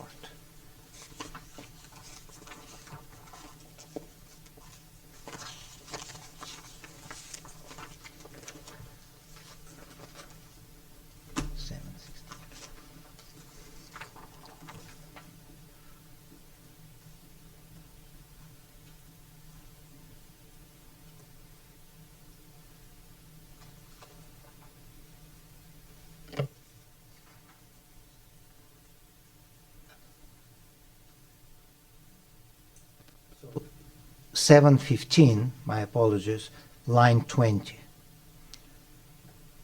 Arbitrator von Webster says, Mr. Davenport, at the time, in considering that this paragraph you just read, did you consider getting a written confirmation at a certain stage, a written confirmation for that understanding instead of a verbal confirmation from the government? Wouldn't you think that a written confirmation would be more firm, stronger, better for making sure that everybody understood what it was? Mr. Davenport says yes, and no question. I think it felt like, and I think Phelps Dodge did too, that once we got the written confirmation was the expansion of the concession and including the concentrator in the concession.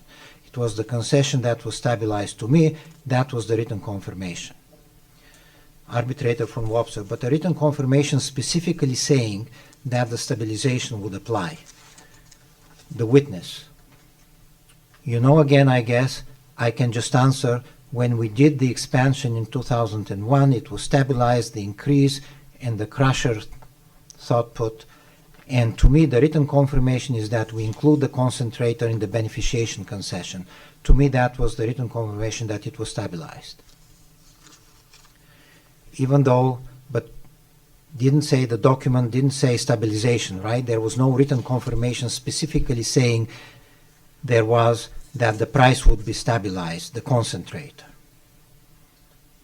Mr. Davenport, no. As far as somebody saying the concentrator is stabilized in a document, no.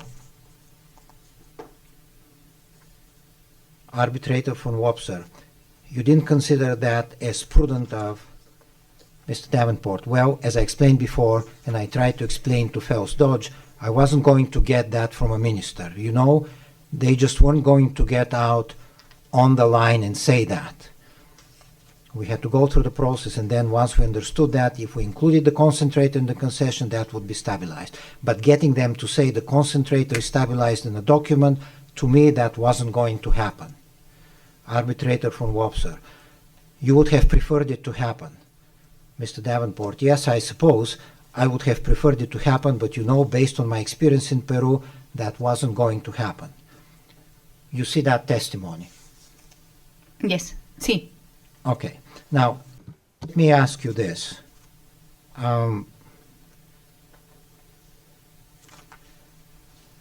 Going back to 2003, you asked twice, you send 2 letters, you ask twice in writing whether Cerro Verde qualifies for the profit reinvestment program, you get 2 legal opinions that confirm, and then you apply. Why wouldn't you do the same here? Send a written request saying, asking the question, is the concentrator project stabilized by the 1998 stabilization agreement? Had you done that, the General Directorate of Mining would have given you a legal opinion. We don't know what it would have said, but they would have given you an answer in writing. Yes, you're covered, or no, you're not covered. Why didn't you do the same?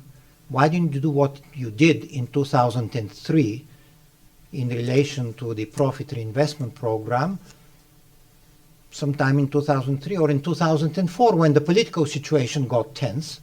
Why didn't you send a letter in writing, ask the question, and you would have received legal opinion, which would have been a document with a lot of probative value? En el caso de la reinversión. In the case of the profit reinvestment, we did provide an inquiry in writing because it had been repealed in 2000, and we wanted the government to put this in writing. It is not usual for the ministry to answer these types of questions or to issue these kinds of opinions. That's my first explanation. Whether it was usual or not is beside the point. You did it in relation to the profit reinvestment program because it was important for you to know. Even though you believed you qualified, you still asked the question before you applied. If you wanted so much to receive assurances in writing that the concentrator project was covered by the 1998 stabilization agreement, why didn't you ask in writing? And you would have received the legal opinion. Usual or unusual, if you sent a request in writing, you would have received a response in writing. Es correcto, pero antes. Correct.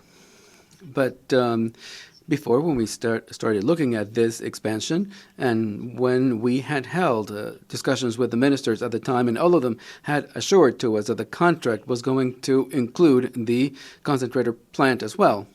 So for us, it was necessary up until 2004, when Phelps Dodge says, okay, put this in writing, it wasn't necessary for us to go to the ministry and ask the ministry for this kind of opinion. As Davenport says, in 2004, the minister had said this orally, but there was political pressure already, and the issue was growing in connection with royalties.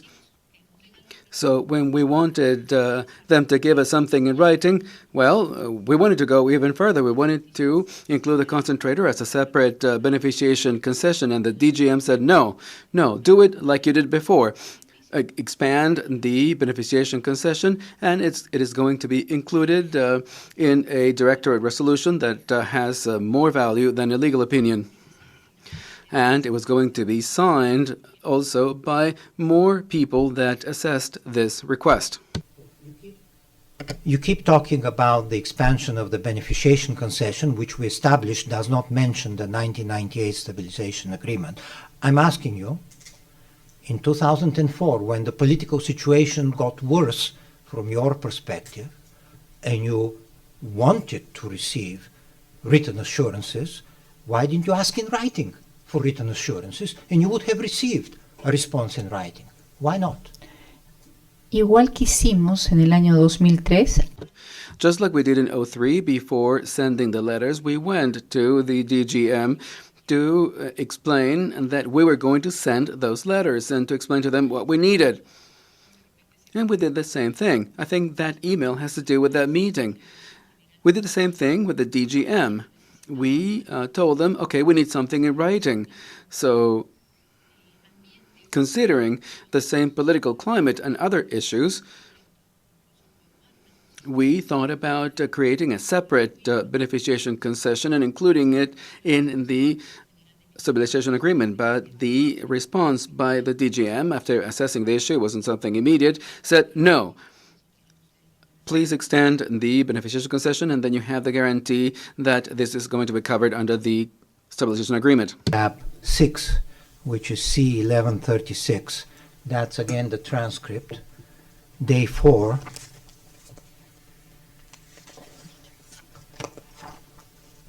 Page.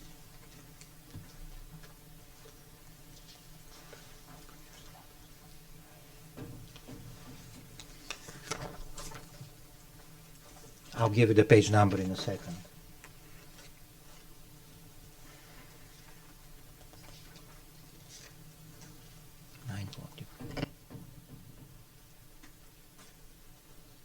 Gracias.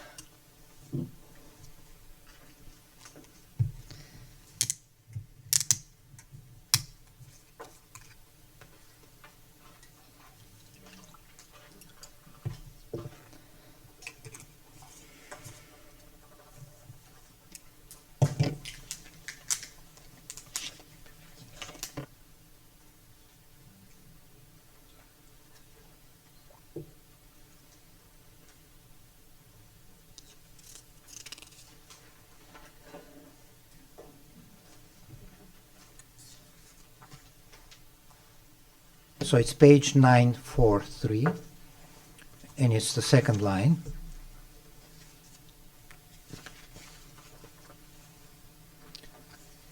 You see the question, but I'm asking you.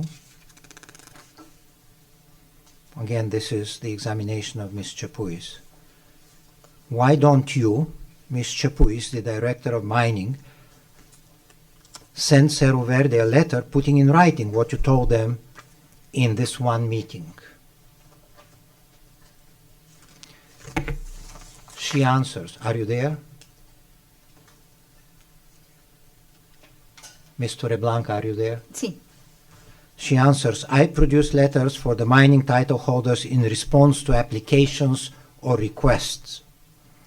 Question, so you did not put these assurances in writing because they didn't make a request, and I assume by the word in Spanish, solicitud, because she used that word, you mean a formal written request, correct? She says, exactly. Question, so they need to make a formal written request for you to respond in writing with those assurances, correct?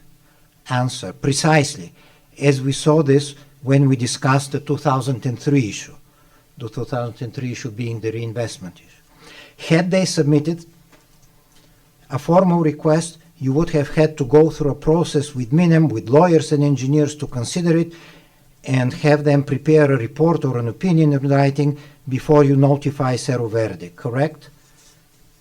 And the answer is correct. So what she's saying is, I wouldn't have given written assurances if there was no request in writing. Correct? Eso es lo que leo, sí. That is what I read, yes. Let us look at page 946.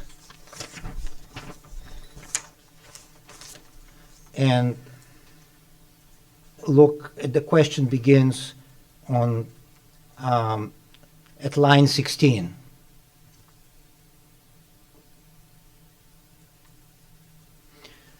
My question is more focused than that. Are you with me? Yes. Sí. You say, you meaning Mr. Chapuis, I confirm to Ms. Torreblanca and Mr. Davenport that Cerro Verde did not need a separate written assurances. Close quote. Did you tell them that or not? Answer, no. They asked whether if they could send a letter. And I said, I think not. So she denies that she told you and Mr. Davenport that Cerro Verde did not need a separate written assurance. She says, you asked whether you could send a letter, and she, Ms. Chapuis, says, I think not.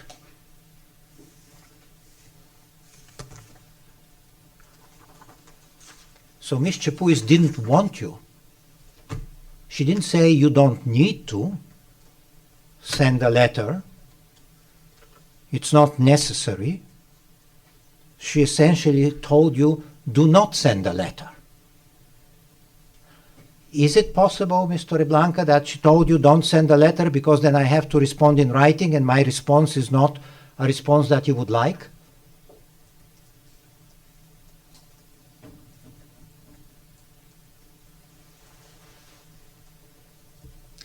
Un segundito, por favor. Just one moment. I'm looking at the Spanish as well. One moment.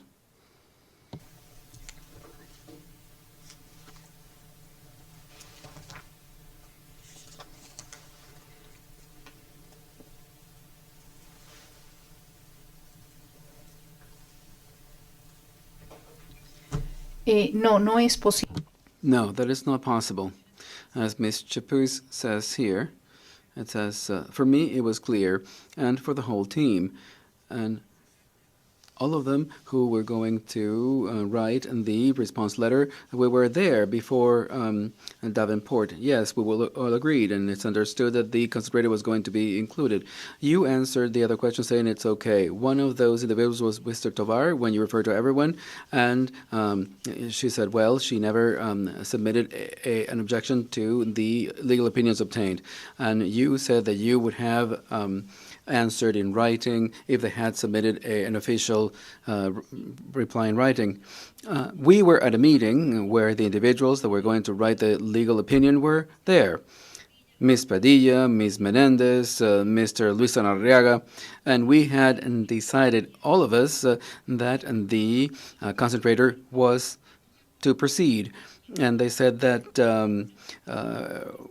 we all agreed, and he said, okay, if you want, you can send a letter. We were all there, and we all agreed. Well, she didn't say this to us, but she said, okay, if you send a letter, we will answer it. But all of the assessment team were there, and they didn't see the need then to submit a modification of the beneficiary concession. This would have taken more time, and we were in mid-2004, and we needed to move forward quickly, and we devoted ourselves to also building the file for the beneficiation concession as well. We'll ask her again, but look at what she's saying, which is on the screen. I quote it, I confirmed to Mr. Blanca and Mr. Davenport that Cerro Verde did not need a separate written assurance. Did you tell them that or not? She said no. She didn't tell you that. She says, they asked whether they could send a letter, and I said, I think not.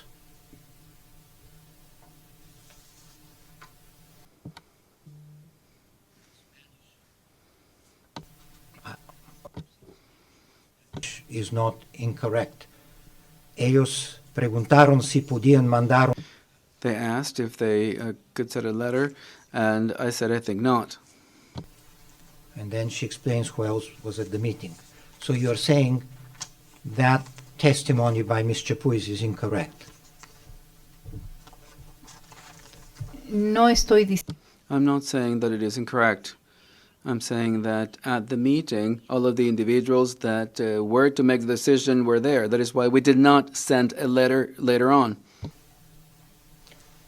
I think it's a good time for a break, if that's okay with the tribunal. Yes, thank you very much. So we have a 15-minute coffee break.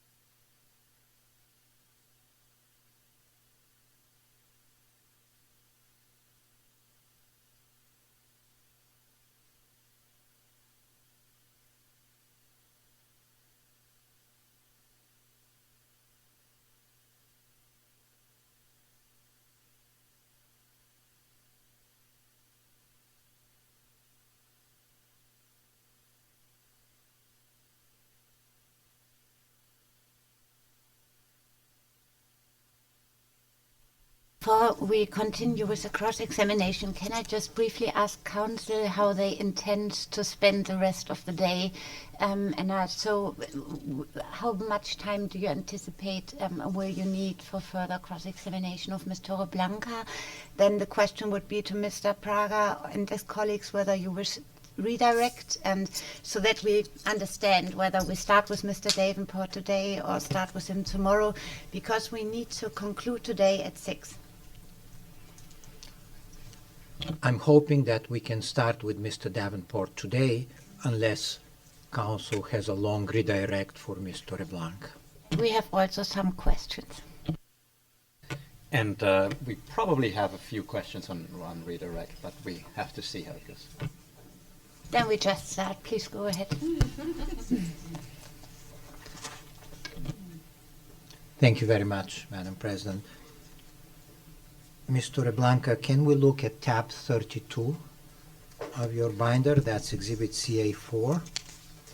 That's the Peruvian tax code.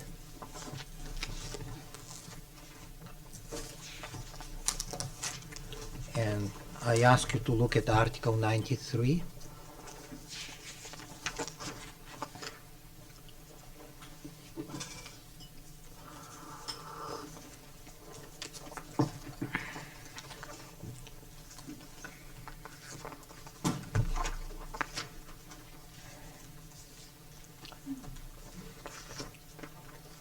I'll read it for the record. Article 93, the title is Institutional Inquiries, and it says entities representing economic, labor, and professional activities, as well as entities of the national public sector, may prepare inquiries pertaining to the meaning and scope of the tax regulations. Do you see that? Sí. Yes. And the National Mining Society, in Spanish, Sociedad Nacional de Minería y Petróleo, was that one of the entities representing economic, labor, and professional activities? Yes. Thank you.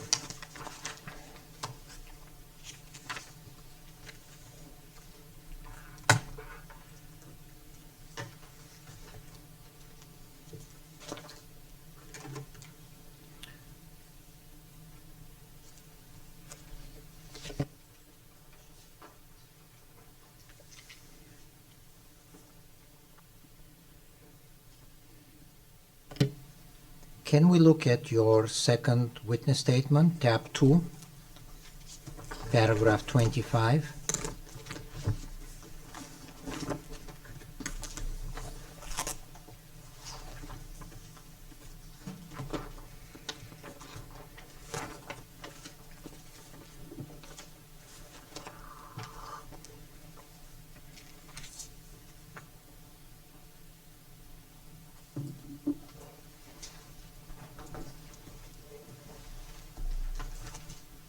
You're testifying here about a meeting in March of 2005 between Mr. Harry Conger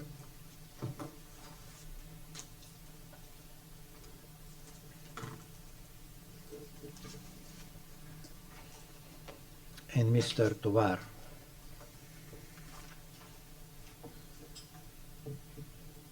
And you say you don't recall asking about that specific meeting, nor do you recall you say that it took place.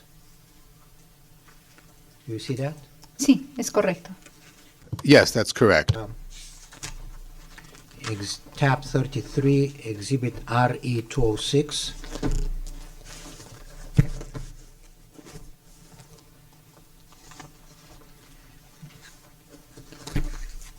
This is an email from you to Alicia Polo en Laborda Cavero. Who is this person? Alicia Alicia Laborda was the director of mining promotion, if I'm not mistaken, at this time.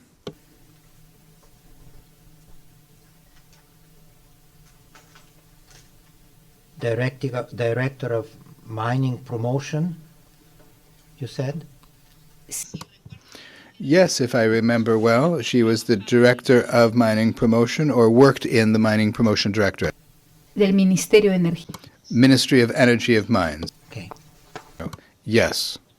We're sending her an email saying, Alicia, I hope you're well. I'm reading from the English, but you have the Spanish. Could you please confirm the name of the restaurant in Canada where on March 8 lunch will take place between Mr. Red Conger and Mr. Minister Engineer Polo, General Manager and Director of Promotion. Mr. Conger would also like to invite Luis Moren and Jorge Merino from Centro Min. Please confirm me the place, address, the time of the lunch, and if you can contact all the guests. Finally, let me know if you introduce Mr. Conger, if you require his curriculum, time of his participation, and all the other details that he must know in order not to have any mishap. Thank you, Julia. Does that email refresh your recollection that you knew about that lunch on March 8? En mi testimonio. In my statement, I answer regarding a meeting, not a luncheon, and the meeting to which reference is made is a meeting of Mr. Conger and Rodrigo with the minister. This is a luncheon, and in addition, it's addressing a presentation that Mr. Conger would make at PDAC the next day. If I understand correctly, say 2 days about after the luncheon. So you're saying you don't recall a meeting between Mr. Conger and the minister, but you knew about a lunch between with Mr. Conger and Vice Minister Polo. Is that your testimony? Lo que estoy diciendo. What I'm saying is that I did not recall, or I do not recall, any formal meeting between Mr. Conger and the minister at the time. When I saw this email, I saw that an email was being coordinated, and also the presentation that Mr. Conger would make, as I also testified, in which Mr. Conger discusses all the steps that have already been taken with the Peruvian state to guarantee the expansion. The Ministry of Energy and Mines invited Mr. Conger to PDAC to make a presentation about the expansion that was underway. You remember a lunch with the participation of Mr. Conger and Vice Minister Polo, correct? I don't remember the luncheon. I am reading about it right here in this email. I did not go to Toronto. But I know you were not in Toronto. But so before you saw this email, you did not remember that you coordinated a lunch with the participation of Mr. Conger and Vice Minister Polo. Is that your testimony? Mi testimonio es que. My testimony is that I did not remember this luncheon, nor did I remember any other meeting, because that was the original question. Now that you see this email, do you agree that there was a lunch on March 8 with the participation of Mr. Conger and Vice Minister Polo? I cannot confirm whether the lunch happened or not. What I can confirm is that there was a presentation by Mr. Conger at PDAC before a large audience in which there was discussion of all the steps that were being taken for the expansion. Let us focus on the lunch. So you essentially coordinated the lunch and requested information in advance, specific information about the restaurant, the time, who be invited, how can you contact. You did not remember that until you saw this email, right? Sí, es correcto. Yes, that's right. And you are saying you cannot confirm that the lunch actually happened because you didn't receive anything, any feedback from that lunch? Porque no me acuerdo. Because I don't recall whether or not it happened. What I do recall, now that I read the email, that the coordination was underway in order to find out where the lunch was going to be, because I asked here. I didn't say I'm inviting to a lunch. I asked, where is the lunch going to take place? And that is the part. It's to that extent that this email helped refresh my memory. I understand that the presentation was made, no doubt about that. What I don't recall is information about the luncheon. Presentation aside for a moment, nobody's disputing the presentation. The question is the lunch.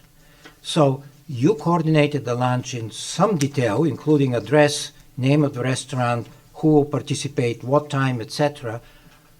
Didn't you receive any communication back after that lunch about what was discussed?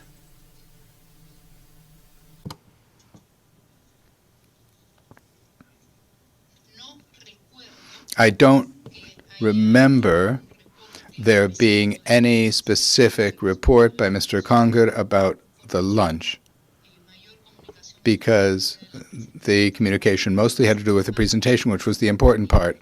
Nonetheless, as I say, I don't have any more information about the lunch, and I wasn't there.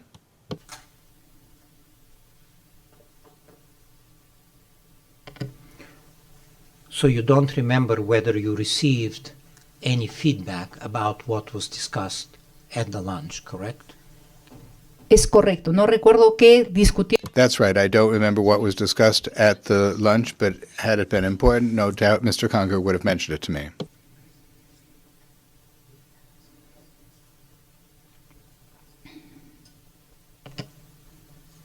Can we show you Mr. Tovar's first witness statement, paragraph 55? Which tab? We don't have it in the binder, so we will find other means to show it to you.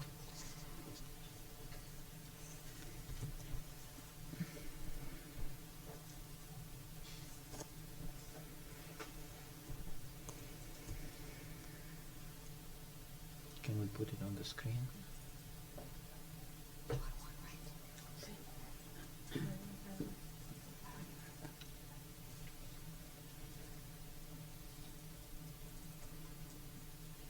Actually, the end of paragraph 54 and the beginning of 55.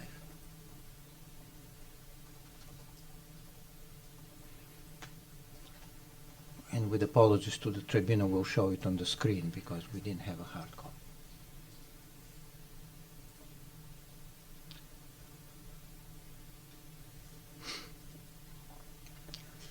So on page 27, the last sentence of paragraph 54, he says, and I'll read it in Spanish because I have it in front of me in Spanish. He says, recuerdo. I specifically recall that on Julia Torreblanca's request, we met with Mr. Harry Red Conger, president of Phelps Dodge Mining Corporation, to have lunch at the Far Niente restaurant in Toronto on March 8, 2005. He continues, al almuerzo asistieron el Mr. Conger and so on attended that meeting. Dr. Luis Carlos Rodrigo from the Rodrigo Law Firm. Respectfully not mention the name of Dr. Rodrigo as one of the participants. So Mr. Tovar is testifying about the lunch and what was discussed at that lunch. You respond in paragraph 25 of your second witness statement. And essentially you say Mr. Tovar is wrong. But Mr. Tovar is testifying about the lunch that you coordinated. He specifically says lunch here.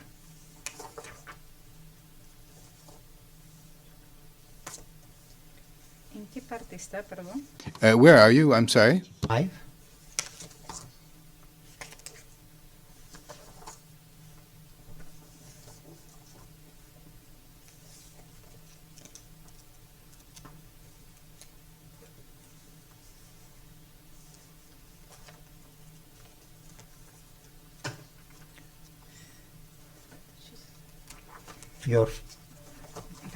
Your second witness statement, paragraph 25.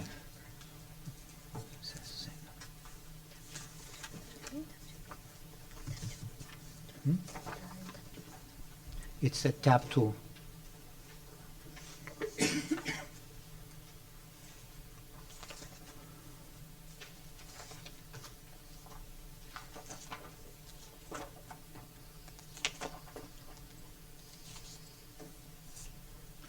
So Mr. Tovar says there is lunch, and this was what discussed at the lunch, and you're saying,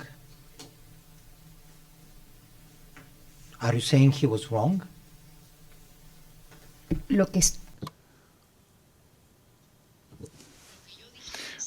What I said is that I did not recall this meeting.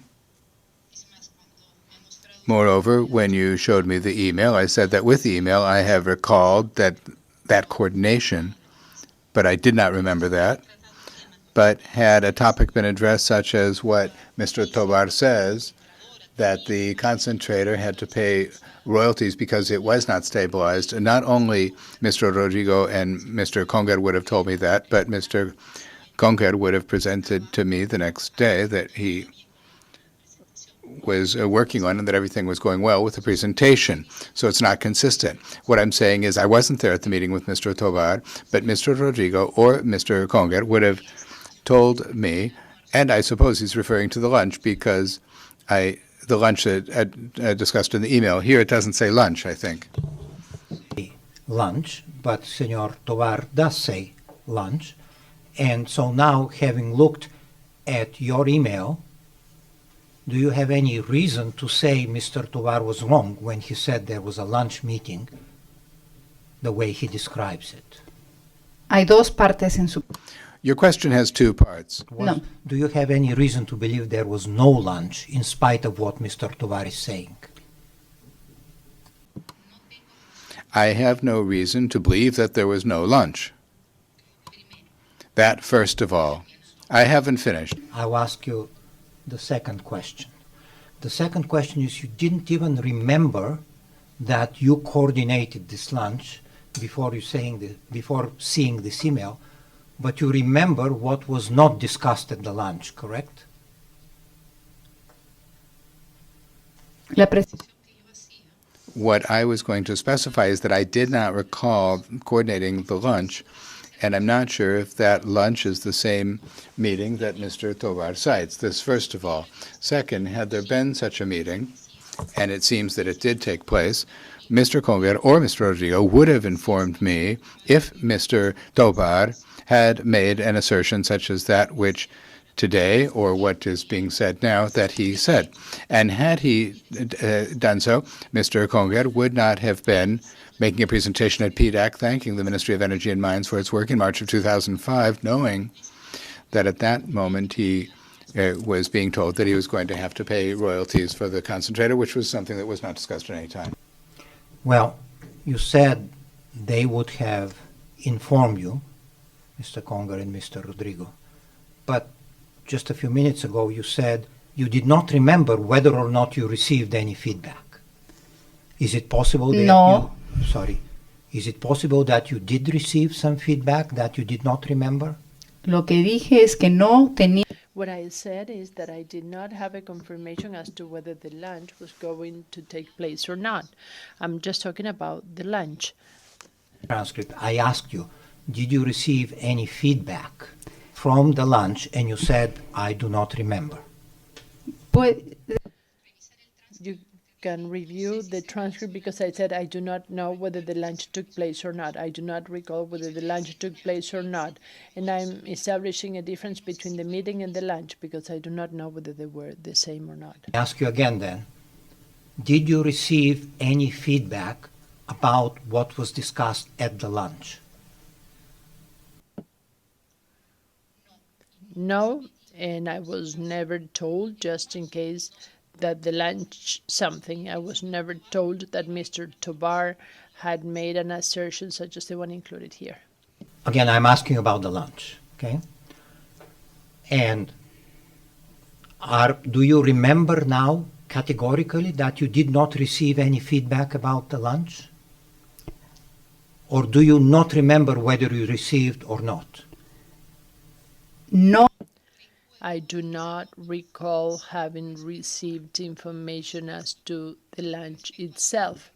As to the conversation that Mr. Tovar is mentioning, I do not recall it either, because since it is such an important issue, Mr. Conger and Mr. Rodrigo would have told the rest, would have told them, and Mr. Rodrigo would not have presented the next day to praise the Peruvian government. You did not remember whether there was a lunch in the first place, but you do remember now what could not have been said at the lunch. Is that your testimony? No. No.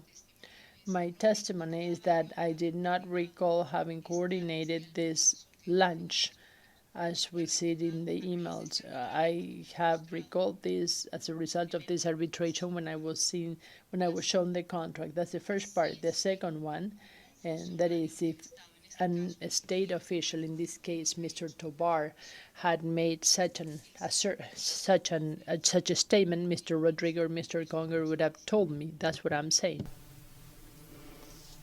Is it possible that they mentioned it to you and you forgot?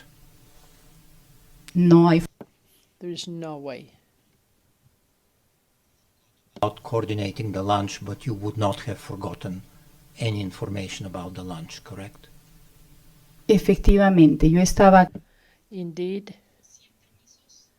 I was in charge of 100 permits in different institutions. I was in charge of negotiating an electrical line, and also I had my 3 daughters, my husband, and other issues, but I would have never forgotten something like this. I could have forgotten the school meeting for my daughter, but there was no way I would have forgotten this.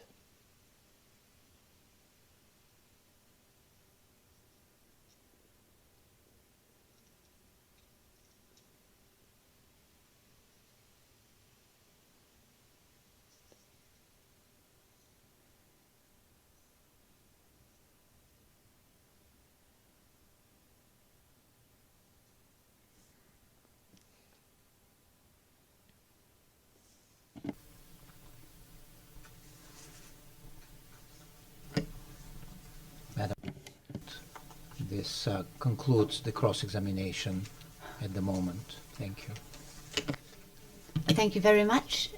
Does claimant wish some redirect? Yes, but can we have a very short break just so we can coordinate and sort of minimize the amount of questions? How short? 5 minutes or? 5 minutes. Yeah.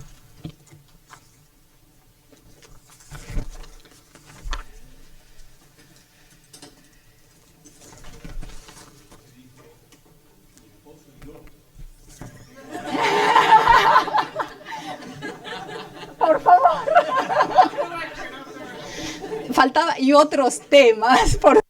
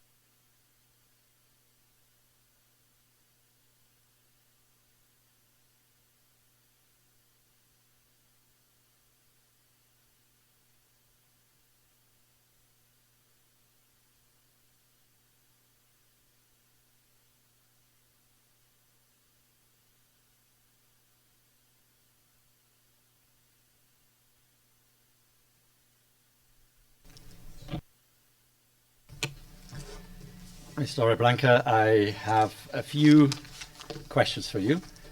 You will recall that towards the beginning of your cross-examination, you were asked whether Cerro Verde had an economic administrative union, and you responded that yes, there were two types of economic administrative unions under the mining law, economic administrative units under the mining law, one under Article 44 that did require approval, and another one under specific for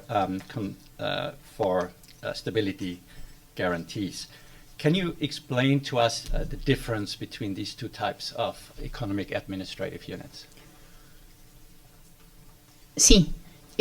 Yes, Article 44 of the General Mining Law allows mining companies to unify mining concessions that are within a specific distance to create a specific new mining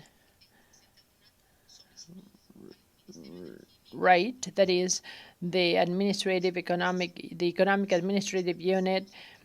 That is an economic administrative unit, and then the companies present the request to the MINEM, and the ministry assesses the request whether it complies with the consolidated text, and then if it is approved, there is a table with requirements. If it is approved, there is the creation of this unit, and under the stability contract agreement, that includes all the beneficiation agreements, concessions, that given its adjacency and because they're linked, they are just one unit of production. And that's why it was defined under the law. At least for these ones, there is no new specific proceeding or process.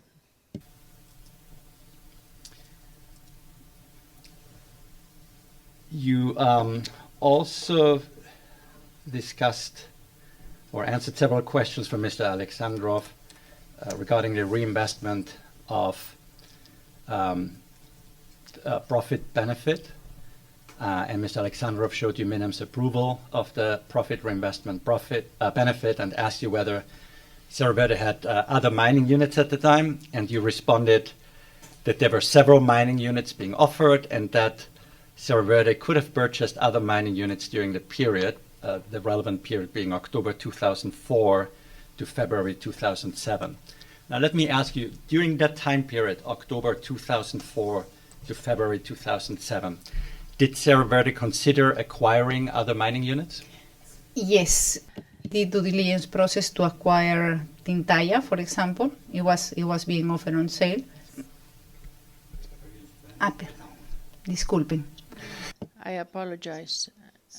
Yes, during that period of time, Cerro Verde assessed the possibility of buying Tintaya that was being offered.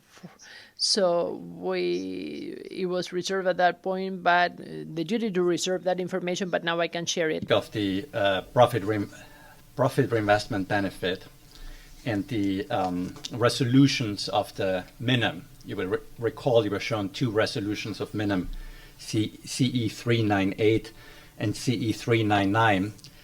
And there was quite a bit of discussion about the term lixiviation project that was written in capital letters. I apologize for interrupting. Those were not resolutions. Opinions, or, yeah, accepted. Two MINEM opinions. And there was quite a bit of discussion regarding the term leaching project in capital letters. If you want, you can look at one of them. You have it. I don't recall the tab number, but 18. 18. In a second. Which one Yes, do you want to look at? 18 and 20. Which one? Which one do you want to look at, and we'll give you the tab number. Can you also put it back on screen, please? Yes, let me just pick one of them.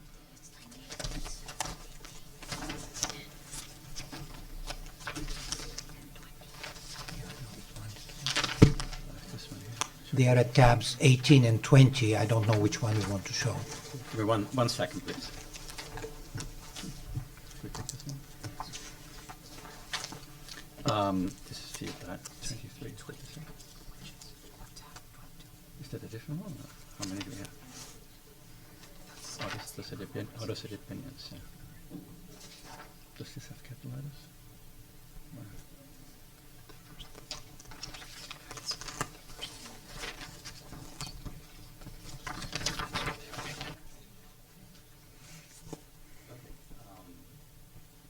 Okay, let's pick this one. I just got which one is that? That's the that's the tab 18 CE399. Apologies for that. And may I ask Claimant's Counsel to put it on the screen as well? Que la proyecten.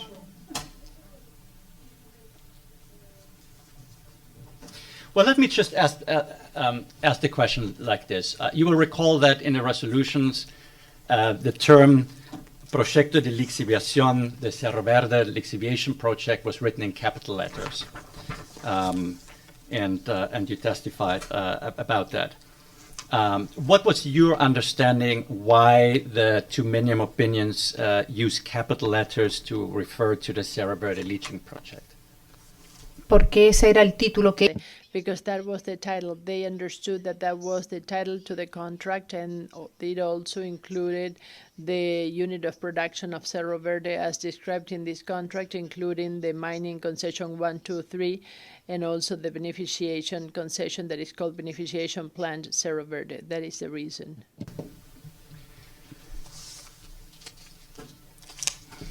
You also mentioned in answer to questions from Mr. Alexandrov that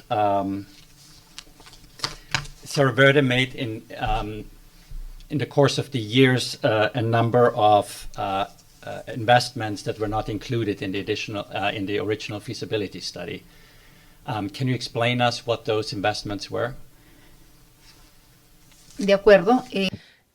Certainly, Cerro Verde, that's why I was talking about the project. Cerro Verde had several additional investments as of the beginning of their operations, because it was rather the mining companies are capital intensive, and they do need to adjust their operations. As I said before, in the case of Cerro Verde, we expanded the beneficiation concession to include from 33,000 metric tons to 39,000 metric tons for copper. We also expanded the solvent-based extraction plant, including some areas to treat and produce more copper.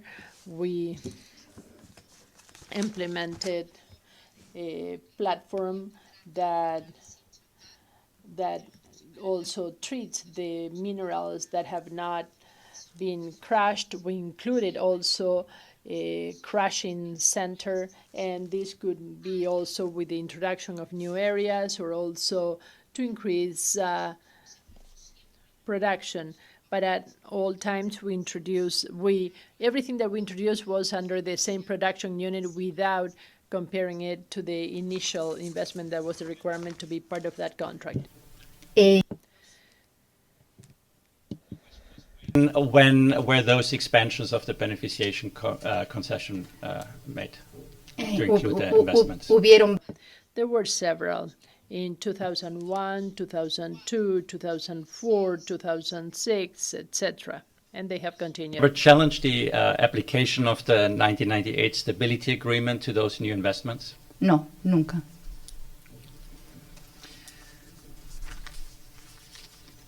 Never.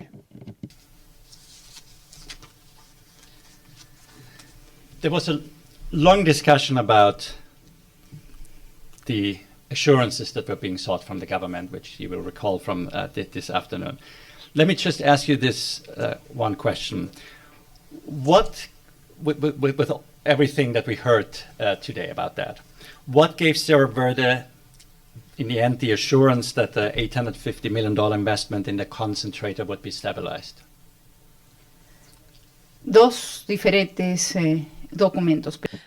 Two various documents. First of all, the inclusion of the concentrator in the beneficiation concession as part of the Cerro Verde production unit that was also covered by the stability contract or agreement, and also the reinvestment of profits. Profit reinvestment was only feasible if it was part of the same unit of production. And once again, this unit of production was covered by the stability agreement. And when I'm talking about the production unit, this included the mining product concession, and I'm talking about the units 1, 2, 3, and the beneficiation plan that included as part of the plan this new plant that is a concentrator. Sorry, why did that give Cerro Verde the confidence to, the assurance to make the $850 million investment? Because it not only confirmed the understanding of the industry, the application itself, and also what the law in general states and its regulations as to stability agreements, but it was a title, it was a resolution. In the case of the beneficiation agreement, it was a decision that by the board that it was a title that included the concentrator, and in this case, it was part of the ministerial resolution. Yes. Madam President, will you allow recross with respect to questions that arose during the redirect? I have one question. Yes. In response to the last question, you said two things gave you assurances that the concentrator plant was covered, and one was the expansion of the beneficiation concession to cover the concentrator plant. You needed an expansion of the beneficiation concession to cover the concentrator plant, whether or not you had a stabilization agreement, correct? Yes, but if the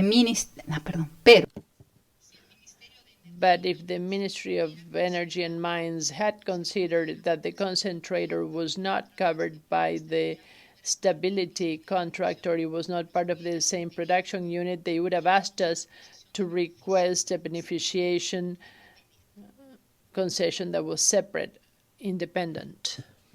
Thank you.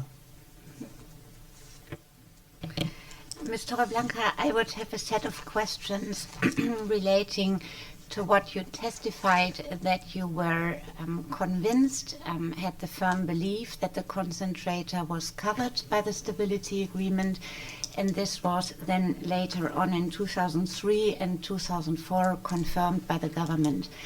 And I would like to better understand now your belief, or the company's belief in this interpretation, so to say, of the stability agreement and its scope.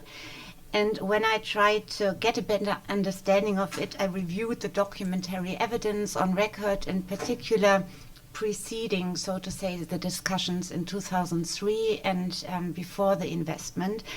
And in particular, I had a look at the 2002 pre-feasibility study. I understand that this is the study end of December 2002, in which internally you and your company analyzed everything relevant for the decision. Is this correct, that this is a determinative or very important document?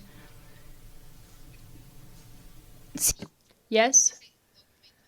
That pre-feasibility study not only reflects that the concentrator would be stabilized, but it also reflects the understanding, our understanding of the interpretation of the general mining law in the industry, that in practice it understood that any investment made in the concessions that were listed at Annex 1 of the contract would have the same fate and the same stability. That is correct. And I think this is what you also expressed in paragraph 7 of your second witness statement, where you stated the 2002 pre-feasibility study assumed that the stability agreement applied to the concentrator. For example, the study considered the stability agreement's depreciation rate of 20% as the base assumption for the cash flow projections. So this is your testimony. And I think it would be helpful for the tribunal if we would put this 2002 pre-feasibility study on screen and go a little bit in further detail to the study. And for me it was quite difficult to get the whole content, because I understand that claimants submitted only parts of the study in Exhibit C E928, whereas respondent also submitted only parts of the study and different parts, and in particular the appendixes. And so I don't know how we want to technically proceed. I would have a specific set of questions, but I do not know which document now to pull on screen.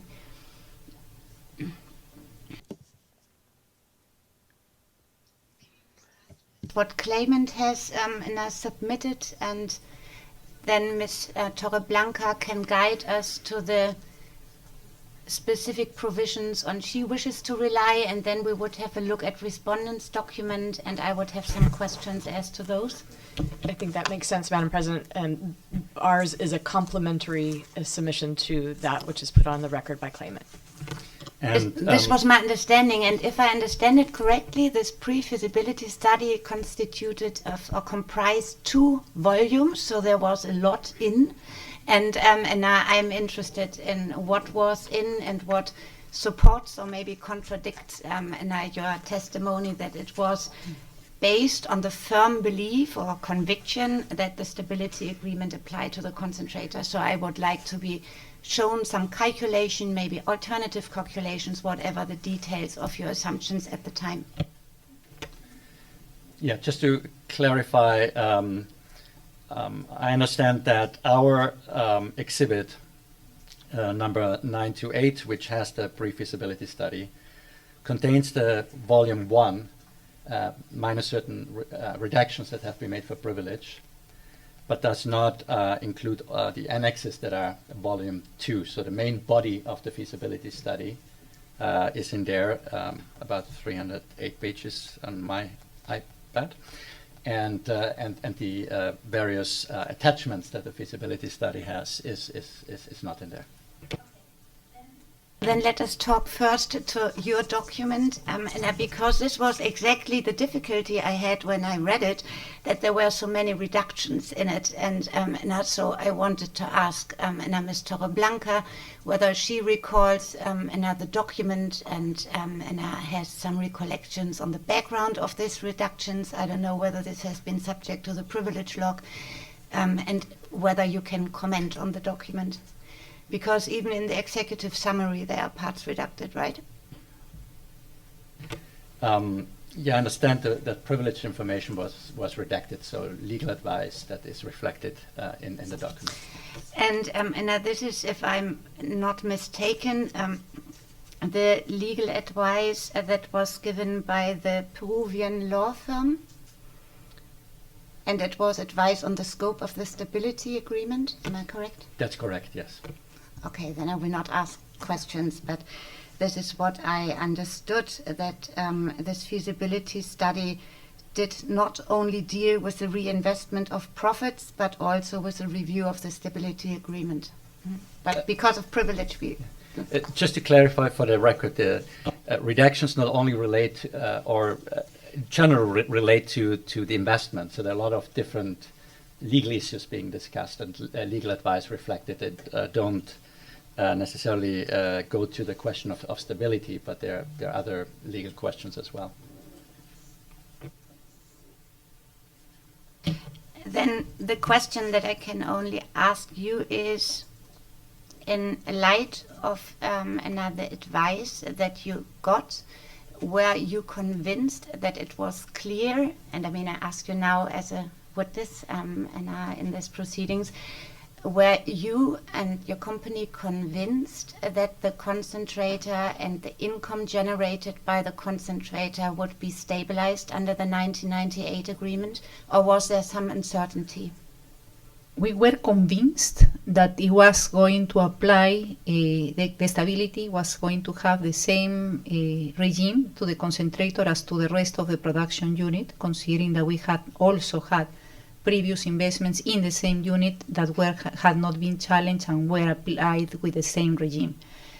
In 2004, because of all the noise that was being produced, okay, by different politicians, yes, some concern arose, and that's why we approached the Ministry of Energy and Mines for confirmation. Yes. But I'm now, and I would like to stay and focused really on the time period of the pre-feasibility study. So at the time of the end of 2002, was there uncertainty that the income of the concentrator would be stabilized? There was no uncertainty. We were positive it was covered by the stability agreement. And was legal analysis on this issue undertaken? I do not ask for the content, but just for the question of whether analysis was undertaken as to this question.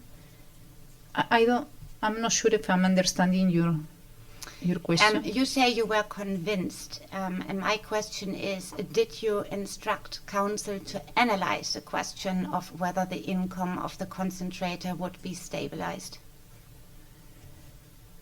We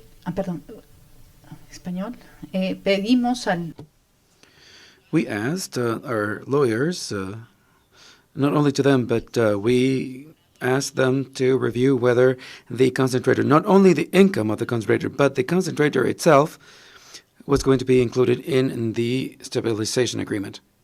I understand. For me, these are three different aspects. For me, is another reinvestment of profit is one aspect, and then the stabilization of the income of the concentrator is one aspect, and the extension of the beneficiation concession. And I just want to know about the second aspect I just addressed, whether was there any uncertainty that the income of the concentrator to be generated would be stabilized? No que yo recuerde. Not that you know. Not that I recall. Okay, then let us look into the exhibit presented by the respondent, which is this exhibit RE351. I understand that there you have supplemented the appendices to the pre-feasibility study. And I noted that there is one section, Appendix D, which concerns the reinvestment of profits law, and another Appendix E on the review of the stability agreement. And is my understanding correct that you treated both aspects separately, as I also just described, that I thought this may be different aspects? So we have Appendix D, Stability Agreement, Reinvestment of Profits Law, and then you see in Appendix E, Review of Stability Agreement by Rodrigo Elias Medrano. So I understood from this distinction that you also considered this to be two separate aspects. Am I correct, or? En realidad. In reality, no, because both are dealt with in connection with the subject matter of the stability agreement, but these are two procedures that are defined separately in the TUPA of the ministry. The chapter was stability contract in general. Then the reinvestment of profits was only going to be available if the structure was stabilized. And in connection with the review of the stability agreement, well, that was a different opinion by Rodrigo Elias Medrano. But in actuality, everything had to do with the stability agreement. The claimant did not produce to us Appendix D, so we haven't seen that. We did not put it on the record because we did not receive it in production. So this was my. It was also not produced because of privilege. I don't know why it wasn't produced. I don't think it was an issue of privilege because they produced E, which was redacted. They think they said it was just the laws, but we haven't seen it. Okay, then I cannot ask you further questions, but I just note from this Appendix D and Appendix E that it could have been that both issues, reinvestment and scope of stability agreement, were distinct issues, but this is just my reading of the tab of content. Then maybe one final question. One of the recommendations of this study states, determine the opportunities to take advantage of the reinvestment. And then it goes on saying, and then immediately negotiate with the government to ensure the reinvestment of profit tax credit. And announcing PD's intent to proceed with the feasibility study will strongly facilitate all negotiations with the government. Now, do you remember what these negotiations with the government were supposed to be about? No, pero creo. I don't, but I think I understand that they have to do with all of the steps and the permits that had to be obtained. At the time in Peru, there was a feeling of doubt in connection with mining investments and some of the projects that had been canceled because environmental impact studies have not been approved, but I do not know what negotiations they're making reference to. We talked about today that you try to obtain assurance, further assurance from the government, and that you talked about an amendment to the stability agreement, an amendment to its appendix, whatever you considered at the time. Could this have been this type of negotiations that were addressed in this pre-feasibility study, or not to your knowledge? No que yo sepa. Not that I know of, because at the time we had assurances that the contract was covering any future investment in the production unit that was stabilized.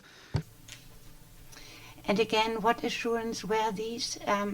Because we have here now another pre-feasibility study of 2002. End of 2002. So it cannot be the later assurances of 2003. It cannot be the later assurances of 2004. So about what assurances do you speak here? I'm referring to the general mining law, to the regulations of the law, and I also refer to the industry practice, apart from all of the prior meetings that we held with the Ministry of Economy and Finance, the Ministry of Energy and Mines, where we were told that they agreed with our interpretation.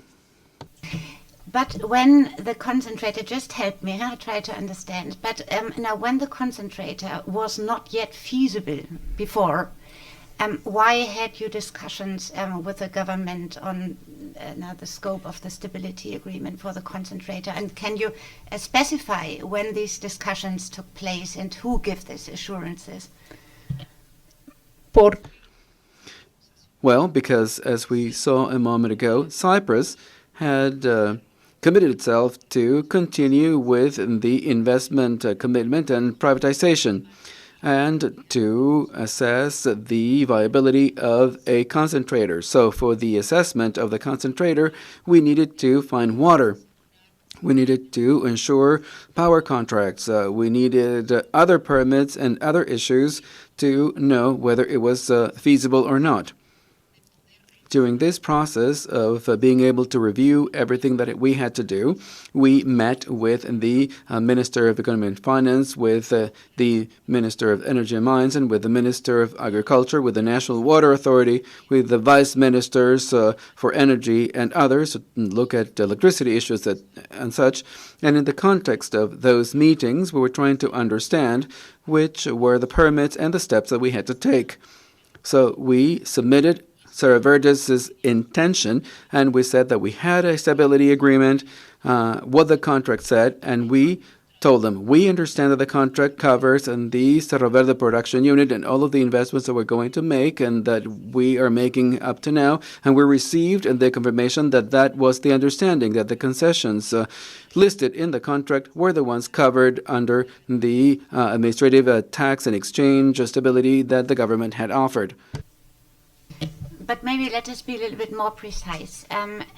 If I recall correctly, there was this 2001 settlement agreement with Cyprus, which, according to my reading, stipulated that there was no longer an obligation to build a concentrator, but an obligation to explore the feasibility of the concentrator. And so from that moment on until the pre-feasibility study was issued, end of 2002, have you received in between assurance of your understanding that the concentrator would be fully covered in terms of also the income generated by the concentrator? Nuestra consulta al ministerio. Our consultation to the ministry, or rather, in our discussions we had with the ministers, our understanding was that this contract, this agreement is going to cover the concentrator. We never talked about the income from the concentrator. We looked at the infrastructure that was going to be built within the same production unit. It was understood that it had to do with all of the income that the concentrator could generate as well. We did not make a distinction between the concentrator and the income from the concentrator that was going to be stabilized. This was understood in the contract under Article 9 in the tax stability agreement. Any additional questions by my co-arbitrators? A lo largo de la pregunta. In connection with the questions that were posed to you by the claimant, mention was made to the institutional consultations, specifically those under Article 93 of the single consolidated text of the tax code. In other countries, and I don't know about this in Peru, when somebody tries to make such a substantial investment like the one posed here, there is a binding consultation that is posed, and it has binding effects for the tax authority in connection with the tax system. Was this done? Was a consultation like this done? Not only by the company, but we also talked about representative entities. Comments were made in this connection, but no question was posed to you. In connection with the investment related to the concentrator, has there been any inquiry that was binding, non-binding, etc., whether institutional or not? There were many inquiries, not only with the National Society of Mining, but also with representatives of other companies such as Minero Peru, Centromin Peru. They were the ones that originally administered the mining companies. And also we had consultations with representatives of mining companies that had one or two stability agreements that had been entered into to understand how to apply this. SUNAT was not asked to answer an inquiry. Under Article 93, SUNAT only accepts institutional inquiries, and they don't answer to all of them. They only answer those related to the National Society of Mining. So when we made this presentation as to how our project was designed, we did this before the National Mining Society, the companies understood that this was in keeping with practice of the industry. So we didn't really see any need to go ask Cerro Verde and ask questions. We know that there are AmCham, the National Society of Mining. They have presented inquiries, and those inquiries have gone unanswered up until today. So that's why we didn't see the need to make those inquiries. Thank you very much. I have one question. Both Minero Peru and the government of Peru had the concentrator as an important element in the original project. So the feasibility studies at the beginning decided that this was not going to be economically feasible to do it at the very beginning, right? So if the feasibility studies were positive, was there any doubt that this could have been included in the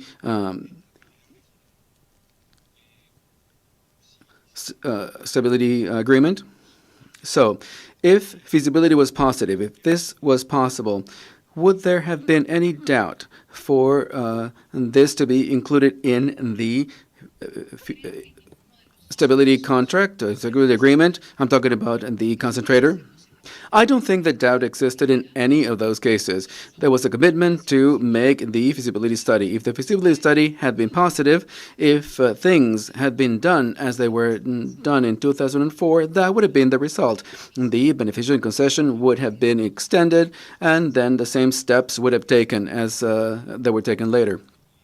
So there was no discussion in connection with the concentrator and the stability agreement. It was removed because the feasibility didn't go through. It was decided that at that time it was not feasible. That is why this is not expressly included in the original negotiations. The initial investment considers feasibility, and it does not describe expressly the concentrator. That is why the doubt arose. And that is why the whole thing came in, and it was built since 2006 by the ministry. But originally, the Minero Peru project included the concentrator, right? Yes, from the very beginning, and we knew that the concentrator would be needed to develop the mining concession. Otherwise, Cerro Verde would have closed its doors in 2014, or with luck, in 2018. Thank you. I do have an additional question. I understand that there have been 3 stability agreements with Cerro Verde. The latest was in 2012. Isn't this contradictory with that story that you have shared with us, in the sense that they did not want to take those initiatives because they didn't see things clearly, but one can see that 3 agreements were entered into. Doesn't this contradict what you have told us? No, not really. We wanted the stability agreement to guarantee clear rules for Cerro Verde. In the case of the last contract, the one signed in July 2012, it was signed in 2012, but the stability became in force on 1st January 2014. In the 3 contracts that Cerro Verde had, we always sought to have the production unit under the same stability regime. Our intention was not to extend stability or to have a more beneficial regime vis-a-vis another regime. What the shareholder wanted was to have clear rules for all the production units, because all of the ore comes from the same mining concession, regardless of the technology you use to process it. Now, according to the regulations of the ministry, in 2012, we knew that stability would become on 1st January 2014. We didn't want one single day without stability for our production unit. Thank you very much. Then just a final question coming from the economic side of things, as here are very high sums at stake. I understand that the reinvestment of profits was one of the very decisive economical decisions, whether to build a concentrator or not, right? Yes. In the pre-feasibility study, not a lot of importance is attached to it initially, but the copper prices started going down, and therefore it was important for the shareholder to have a reinvestment of profits to finance this project. Mm-hmm. And now, was the tax stability for the concentrator, for the income generated by the concentrator, also an important economical factor, and now for the question of whether to build a concentrator or not? Can you repeat, please? Mm-hmm. Another question of whether the income generated by the concentrator would be stabilized or not under the old 1996 regime, also an economic factor which was decisive for the decision to build a concentrator or not. Hasta donde yo sé, no. Lo que era importante era tener As far as I know, no. The important thing was to have the production unit under the same tax regime, the same administrative and exchange regime. In connection with the INCUP, what was important was the fact that the rules had to be clear and they had to be respected. In the feasibility study, it is assumed that there was going to be accelerated depreciation, and this, of course, has an impact on income when income starts happening. But that was not the more weighty thing for the shareholder at that time. And now I now conclude my questions. Then later in point in time when the royalty law was under discussion, did it then become an important issue, and were then alternative calculations made? When the royalties law was discussed, the matter was not how much one had to pay. The important thing for the shareholder was for the stability agreement to be respected. That was the most important thing for the shareholder. The discussions in connection with royalties were very varied.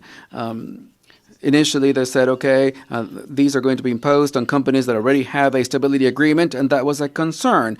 More than the payment of the royalty was the conservation of the production unit as a stabilized unit. Okay, from my side, no further questions. Do you want to continue? Quizá quisiera añadir algo. I do have a question. Let's go back to the stability agreement of 2012. I was surprised when I read that mention is made of the leaching process and also of the concentrator. Why did you think that it wasn't necessary in the past? It was evident that you had to admit it, but then in 2012, you realized that this was necessary and you made an agreement making special mention of this. I understood that there was a certain contradiction in the terms of the contract itself, of the agreement. I think that there is a certain contradiction that has surprised me. When the 2012 Stability Agreement was entered into, we understood the concerns of SUNAT in connection with the prior agreement. So we took all the necessary precautions to include appropriate language and broad language, as far as we could, to prevent that our application be put into question. The MINEM officials that worked there in 03, 04, 05 who understood the stability rules, well, they were no longer there. Not all of them were still working at the MINEM, and this change in personnel led us to think that in the future, perhaps other discrepancies will crop up in connection with the description of the agreement. That is why we used that language that took into account those concerns that we learned as we went forward. The learning that you gained cannot be understood as a recognition of 2012 in connection with a prior mistake made. That is to say, a lack of due diligence when the investment is introduced and when those stability assurances were not obtained. The reading of the 2012 agreement is it not a recognition of an error or omission that you made in the past? No, to the contrary. These are additional assurances that were obtained, and we recognize that the practice of the mining industry was being applied to Cerro Verde in a discriminatory manner. This is something that we learned and then confirmed in 2019, and then in 2021 when we prepared this arbitration. I knew, because we spoke about the mining companies, that all of the investments were stabilized, and they made an investment in a chimney, and then they apply stability to everything else. And we saw our stability restricted. So that's why we wanted to have broad language to be able to incorporate all this in the stability agreement. Thank you very much.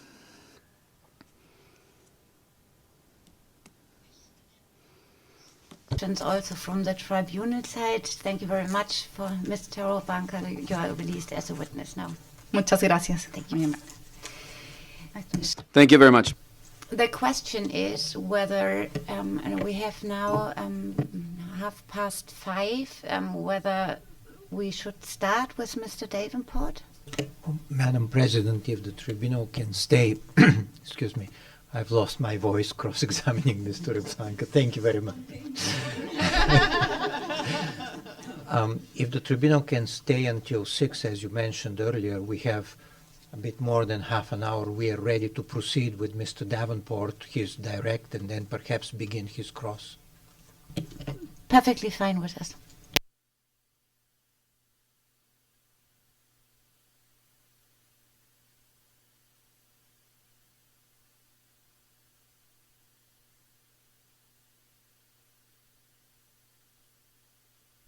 Can someone get Mr. Davenport in? Thank you.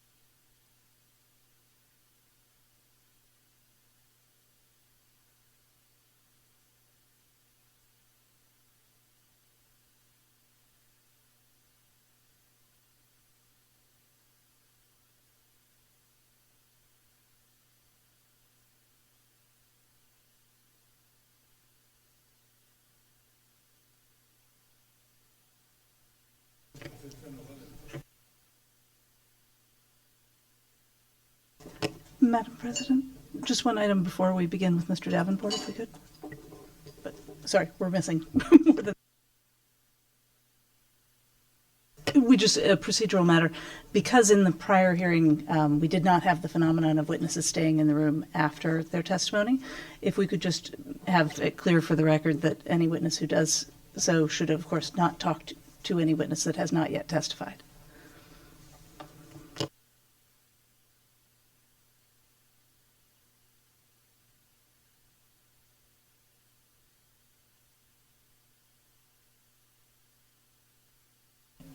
And to be clear, we don't object to the witness who has testified staying in the room, so long as it is clear that they may not interact with any witness who has not yet come. This is our definite understanding, and we trust that counsel ensures that. It is claimant's definite understanding as well.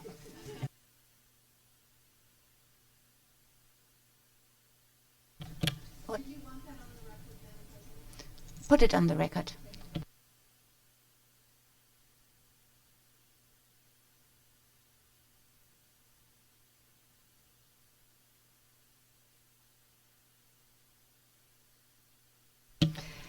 Mr. Davenport, thank you for being here with us.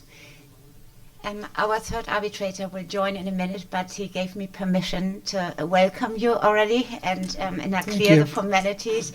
So now I introduce another tribunal. I'm here with now Mr. Cremades, my co-arbitrator, and Mr. Tawil is just joining.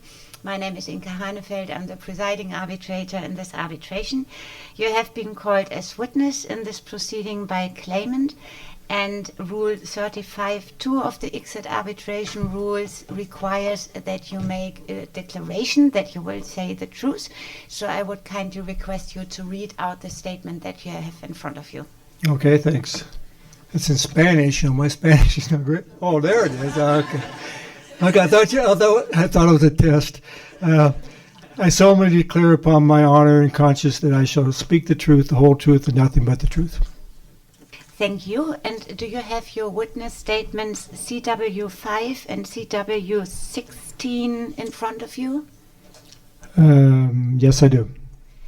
Perfect. Can you confirm that these are your witness statements and that they correspond to your recollection? Yes, I can confirm that. Then we will start with a short direct by claimant's counsel and see whether we start with cross-examination by respondent's counsel, and then we will have to continue your testimony tomorrow. Okay. Good afternoon, Mr. Davenport. Thanks for joining us today.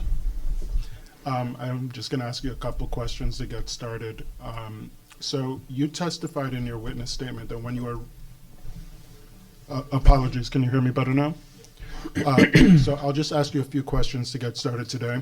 You testified in your witness statement that when you arrived at Cerro Verde, you were aware about the potential for a primary sulfide expansion, but you didn't believe it was yet feasible. Could you tell us a bit about the developments that led to that investment becoming feasible? Sure. You know, I came in early 2000 as a general manager, and I quickly looked at opportunities to improve and optimize the operation of Cerro Verde. It was run very well at the time. And I think we were successful. We had a couple projects. We eventually increased production about 20-25% of the copper production.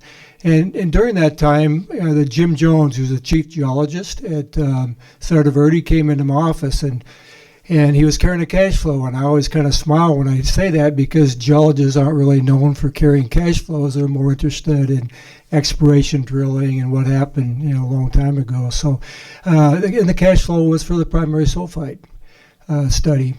And so we sat down and talked about it, and we both knew that there had been previous studies done, I believe at least 7 of them.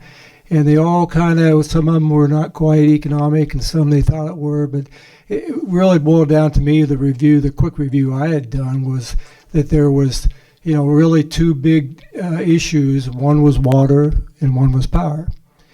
And when Jim and I talked about it, we knew that just recently the government had connected the transmission line from the central Peru to the south where the mine is located.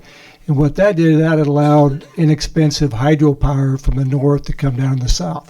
So that kind of solved the power problem, and you still had the water issue. And then later on, we found out that Igasa is the local power producer in Arequipa that's owned by the government. They had a power plant that had 4 turbines, and only 2 of them ran because they didn't have enough water.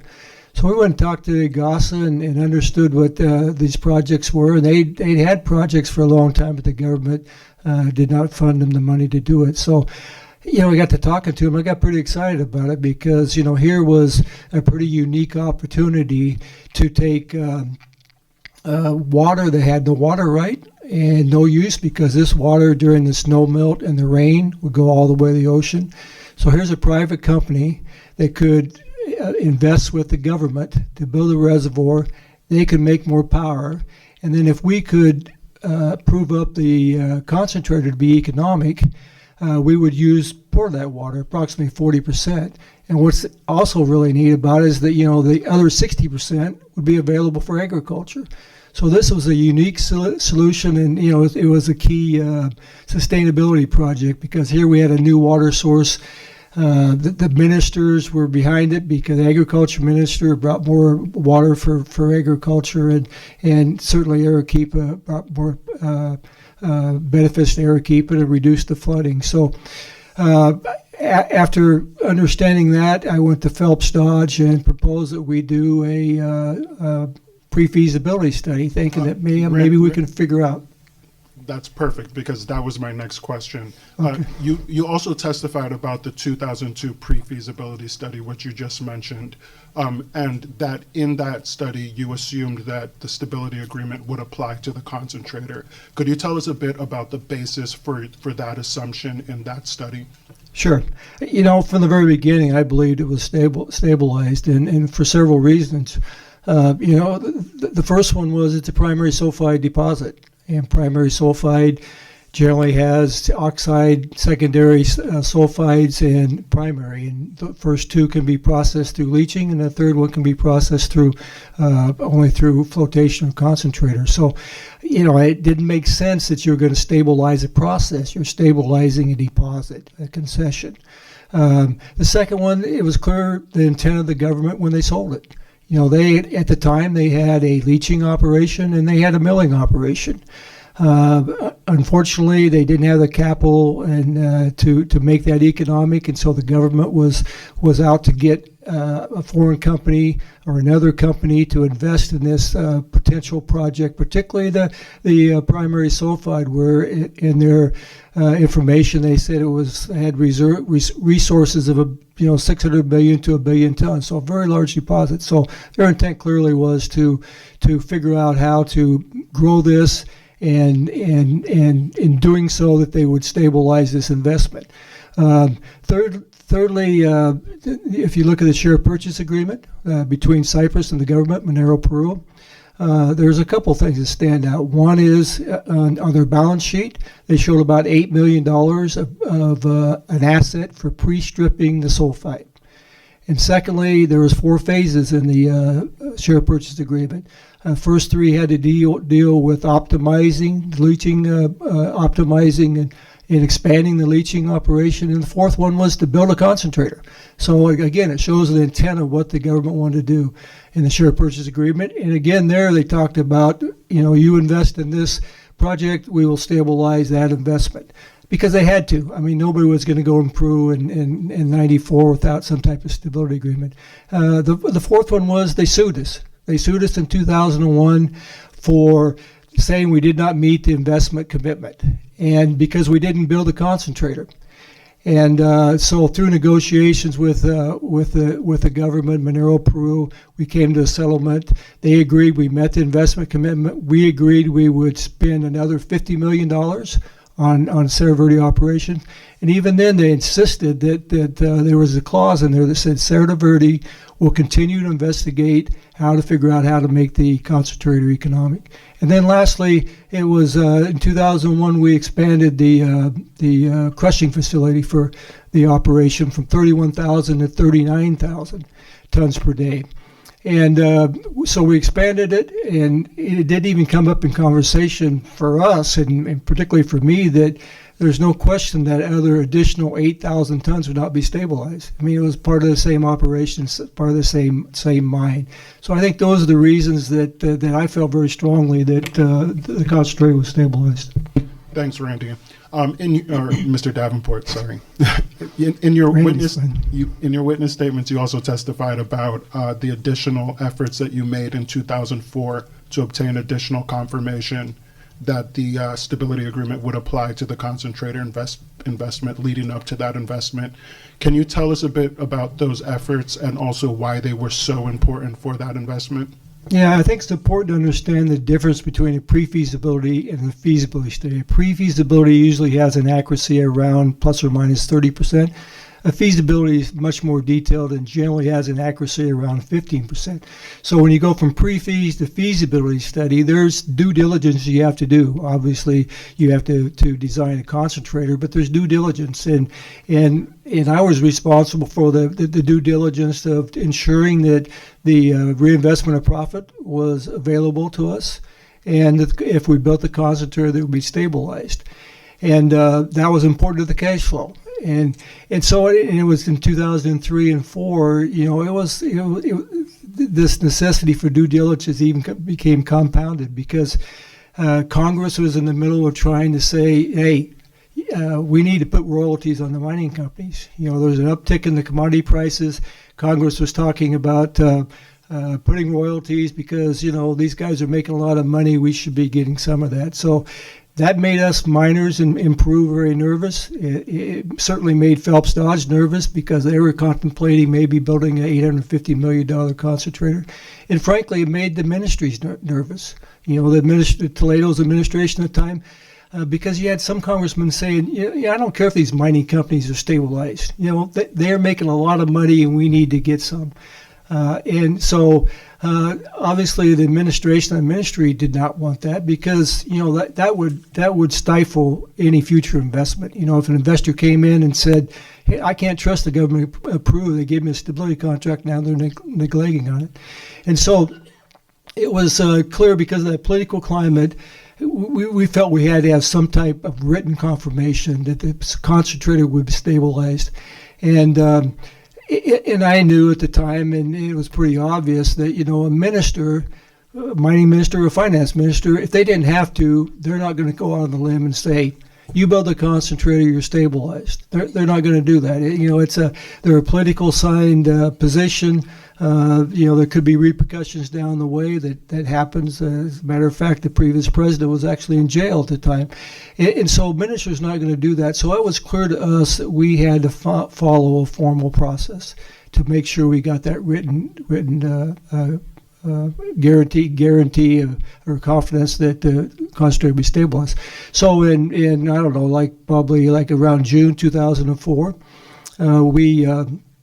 we approached the ministry about, okay, we have the legal right to do an addendum to the stability contract, and we thought that was a path to go, and we continued down that path. And I was a little hesitant at first because an addendum is really a two-step process. First you have to get a new concession for the concentrator, and then the second step is, which has to be approved through MIN. And then the second step, you have to have that new concession put into your stability contract. And the concern I had was not that it wouldn't get approved, but the concern I had was really schedule. When you decide to build a concentrator, schedule's everything. You want to get that built as quickly as you can. And so we went down that path and talked with MIM. And the first time I remember talking with him, they brought up Tintaya. He says, I'm not sure we can do that because we just denied Tintaya's proposal to amend their stability contract. And so that was news to me. I knew Tintaya and I didn't know what the issues were. I followed up. I knew the general manager of Tintaya very well, and I called him up and said, hey, what would you guys try to do? And once I understood what they were trying to do, it was clearly different than what Cerro Verde was doing. What they were doing was they were building a new SXEW plant, and they were going to process an old stockpile and run it through that plant.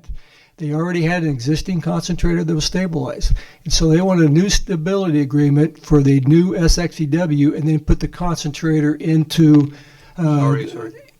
No, we were losing. We didn't have a transcript. It disappeared. Sorry. Okay. What's the new SXEW plant? It's a solvent extraction electrowinning. So that's where you make a copper cathode. That's the operation we initially had at Cerro Verde, and I believe they still do. So there's two processes, solvent extraction, and then there's a concentrator. Thank you. So they were building a new solvent extraction plant, processing an old stockpile, and then they have a new stability agreement, and then the old concentrator was already stabilized. They wanted to put it in a new one. That was clearly different. So we went back to MIM and used the presentation I used a lot as past, present, and future. And one of those versions shows why the Tintaya was much different than Cerro Verde. And we convinced MIM, and we went down, started continuing going down the path for the amendment of the stability contract. And one of the meetings I believe was probably around August or so, late July, August, in a meeting with MIM, the conversation came up, and they said, you don't really need an amendment. all you need to do is expand your concession. And to me, that's kind of when the light bulb went off. That's what we did in 2001. We expanded the crushing facility from 31,000 to 39,000, and it was stabilized. And so once they put us on that path, and in hindsight, I probably should have come on that path sooner, but I didn't, or we didn't. And once we came on that path, we felt at that point in time that we had written confirmation that the new concentrator would be stabilized. Thank you, Mr. Davenport. That's all the questions I have at the moment. Thank you. Thank you, Madam President. I'll go ahead. Mr. Davenport, good to see you again. Likewise, of course. Just to refresh, so my name is Marin Carlson, representing the Republic of Peru. I don't know you as well as Council does, so I'm not going to refer to you as Randy. Sorry. You could, though. I appreciate that, but I'll stick with Okay. Mr. Davenport. Thank you. I think actually the last time we saw you, you were headed out for a plane to go make sure you got back to Phoenix in time for the Super Bowl. Yeah, and you know what's coming up this week? Cinco de Mayo. True that. I didn't realize that was as big a deal. I'm just kidding. I'm just kidding. Well, but you at least got a good game to watch. So. Yes, I did. It's a great Did game. you actually go? No. I can't afford to go to those. Gotcha. No, it's more fun to watch on TV anyway. Well, you see better, yes. So I'm actually going to resort to a different sport to start off, which is just a warning that comes from Yogi Berra, which is this is going to be deja vu all over again. Yeah. I'm sorry to interrupt. Will there be binders for the council team? Yes. Okay. Sorry, great. I believe they're in motion. Great, thanks. No, but what I mean by that is I think you already appreciate that most of the people in this room have run this show once before, but of course the tribunal has not had the benefit of your testimony and has not had the benefit of us probing some of the issues in your testimony. So apologies if it really does feel like we're repeating ourselves. Okay, no problem. But we will go Understood. through some of the same things again. Okay. Where I can shortcut it and show you, dialogue or exchanges from the prior testimony, I will. There might be some topics that we skip over. There might be some new things. But I just wanted to. I feel sort of odd about it as I go through what I'm planning to ask. I imagine it feels very, very Yes, yeah, I'm odd sure on your it will. end as well. So. For us, it's really important to hear your answers, and we were provided with a transcript, but I only found the time to and I look at the questions that were asked, but not at the answers. So now for us, you need to do it in you. I'm sorry. And frankly, I mean, I love talking about this project. It's something I'm pretty proud of. So she'll probably cut me off because I'm talking too much. Well, we will both get cut off by the court reporter from time to time Right. when we go too fast, and that will happen. But so we will be retreading some ground. In connection with that, though, just a quick question about your preparation for your testimony here. I assume that you saw the transcript from your prior testimony. Yes, I saw the transcripts of my testimony, and I couldn't believe I said so many times. We all do that. I did, but okay. But yes, I did. I read it. Got it. It was interesting. And you may or may not have, had the pleasure of the audio and the video recordings. No, I didn't see that. Okay. Wow. It's usually not anybody's favorite exercise to watch themselves again. Okay. Will I get to see that sometime? Okay. Okay. And did you review the transcript of other witnesses' testimony? No, I didn't. Okay. And did you talk with other witnesses after the hearing? No, I didn't. Okay. I only talked, like I said when I left last time, some of these people from Peru, I haven't seen in 10 or 12 years, and I asked permission, can I at least talk to them? I can't talk about this, but can I at least say hello and how's your family and kids and things like that. So other than that, that's all I did talk to them about. Okay. You could talk to them about the Super Bowl. That's fine. Yeah, they know nothing about the Super Bowl. Fair that. All right. And so let's dive on in then. All right. So taking your witness statements as our starting point, Both witness statements, which I think you have in front of you, they are also, should you need yet another copy, they're also in tabs 1 and 2 of the large binder to your left. In both of those witness statements, you indicate that claimant's counsel assisted you in preparing those witness statements. That's correct. Right. But you adopt the text that's in them, whether you were the one to first put fingers to keyboard or not, I assume. Correct? Yeah, I mean, the first one was actually 2 years ago. It's hard to believe, but, they put together a draft, and, some of it was a little bit too much lawyer talk for me for a draft, and so I obviously put in my own words. I made sure that it was, the technical part was correct, and so we went through several iterations of my witness statement. Right. If we look at, there's boilerplate in both of them, I think it's fair to say. If we look, for example, at your first witness statement, let's say paragraph 1 of the first witness statement, which is at tab 1.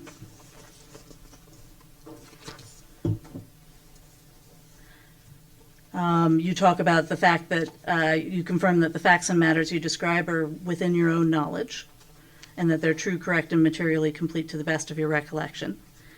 And then at the same paragraph in the second witness statement, for example, we see that same sentence plus an explanation that if you testify on subjects beyond your knowledge, you will identify the source and the information and the basis for your understanding. Correct. That sounds lawyerly. That doesn't sound like a mining professional. Yeah. A mining professional. Which part? The best of my knowledge. Well, all right. So, what if it was your phrasing and your choice to add that? What did you mean to signal to us when you said that if you testify on subjects beyond your knowledge, you'll identify the source of the information and the basis of your understanding?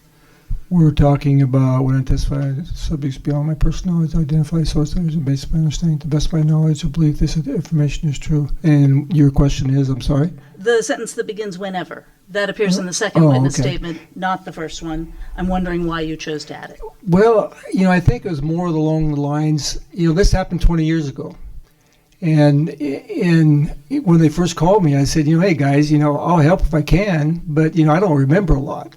So they provided me with a lot of documents to review, and so I did. And what I was trying to identify is, I can remember that part of it, but I didn't remember it until I read the documents. So I think it was along those lines that this phrase made sense to me anyway, and then I identified what maybe refreshed my memory of that.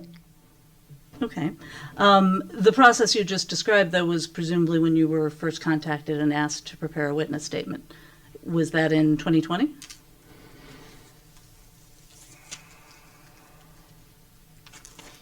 This first witness was finalized in 2021, October. Yeah, probably. I don't remember the exact date. I'm sorry how long it took. I knew it took a long time from the very beginning of the phone call until this final product. Right. So that process of talking with the counsel team or what have you, moving your way towards preparing a witness statement, you said you asked for documents to help you refresh your memory. That helped you remember what had happened. All of that happened before your first witness statement, right? It happened before my first witness statement, and it happened during my second witness statement too. If there was things that I wanted to talk about, or felt was important to talk about based on your responses to my first witness statement, they would supply me with documents. I said, hey, what about this document? I don't really remember this, and they would provide additional documents. Okay. Then I'm curious though why this sentence that we looked at didn't appear in the first witness statement. I thought you said I was looking at the first witness. So you're this is the second one. You're looking at your second one right now. Oh, yes. You confused me there. Sorry. I took you to both paragraphs, but. I don't know. How's that? Okay. Okay. To me, they kind of say the same thing. But I guess maybe to a lawyer they don't. But to me, they say the same thing. That this is based on my memory, and I had documents to refresh that memory, and that was important for me to do it. And I think the documents, whether I remembered it or not, the documents helped me to remember a lot of things. Okay. And even going to the second witness statement, I think I started remembering more things. And I can remember a question from you, and I could, and then afterwards, I remembered things. So all these little things kind of trigger your memory about what happened 20 years ago. But unless you've told us in the witness statement that some particular statement comes from reviewing documents, we should assume it's from your personal knowledge? If I say that, would you repeat that, please? I'm sorry. So, just to make sure again I understand what the sentence means. And we're talking about the second witness statement. The one in yellow. Okay. Yep. Unless you signal somehow in the text of the witness statement that something you are talking about comes only from documents, I should assume that it's in your personal knowledge. Is that right? If it's not in a document, then I guess I'm not still following what you're trying to get at. Okay. Second sentence says everything is within that I testify about is within my personal knowledge. And we're on the first or second? Sorry, second sentence. In the second witness statement. Okay. Actually, it's the second sentence in both witness statements. I confirm the facts and matters I describe within my own knowledge. Okay. Okay. Got so it. you're saying everything I say is something I know about personally. I lived through personally. Yeah, and when I testify on subjects beyond my personal knowledge, identify source. But even the first one, the documents help me remember. So I'm not sure if that's what you're trying to get at or not. Well, there seems to be a second category of information that might be in this witness statement. That is things you didn't know about personally and didn't live through personally, but that you learned about only from documents. That's what I understand the third sentence to be talking about. And it seems to say that you're going to signal that, you're going to wave a flag and tell us the source of the information if that happens anywhere in this witness statement. I didn't realize this statement would be so complicated. But again, all I can say is that I remembered a lot of things as I reviewed documents. It triggered a lot of memories. And then somewhere maybe it got a little muddled. Did I read that, or did I remember it, or I did a little bit of both? We're talking 20 years ago. So I think what I'm describing here is how I prepare these witness statements, either based on what I remember or documents that triggered it. And whether I remember reading that document at the time, sometimes yeah, sometimes not, sometimes, I don't know. It gets muddied when you start trying to think back 20 years ago what came first. Okay. While we're here. We're still here. I'll move on to the next paragraph. How's that? Second which witness one? statement, second paragraph. Okay. Just to clarify something that I think we sorted out in the Cerro Verde hearing, but for the benefit of the record here. The last sentence of the second paragraph says, I've received no compensation for my time in preparing this witness statement beyond my regular salary for my work for SMCV. Are you a salaried employee of SMCV?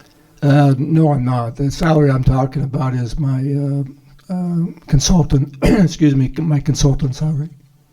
And are you paid on an hourly basis for your work? Yes. Okay, and what's your hourly rate? $300. Okay. And that consulting work, you do that through a company? Well, I originally, when I did my consulting, I've been consulting for about 10 years, and I don't actively look for consulting work. People just contact me for doing things like due diligence or feasibility studies or pre-fees. And so originally I had a S-Corp, so I did through an S-Corp. Now I just do it through myself. Okay. And for your consulting business this year, 2023, do you have clients other than the claimant in this arbitration? At this point in time, no. Okay. And what about in 2022? You asked me that question last time. I did. And matter of fact, I did my taxes, so now I know exactly what that answer is. So in 2022, approximately 20% of my consulting income was from the Cerro Verde project. Okay. And you had other consulting work from companies other than Freeport, Sumitomo, or SMCV? Correct, yeah. When I talk about Cerro Verde, it's Sumitomo or Freeport. Yes, you want me to talk about those, or? No. Okay. I'll take you for it. So, but at the time you testified in February, and as you're sitting here now, this is your only client, right? Be from January till now, yes. Okay. All right.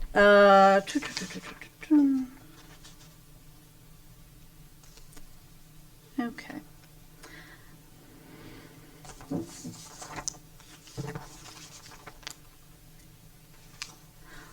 All right. Let's go through just a little bit of sort of stage setting with your professional background.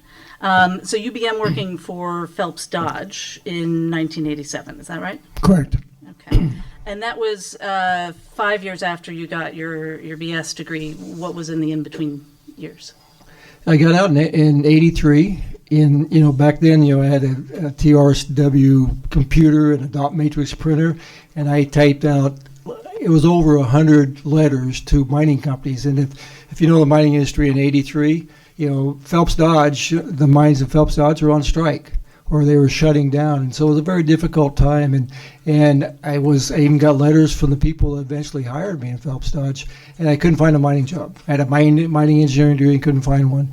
And I was raised in Nebraska. I happened to go back and visit my parents, and there was a pretty large construction company in Cozad, Nebraska, and the construction company had gravel operation, aggregate.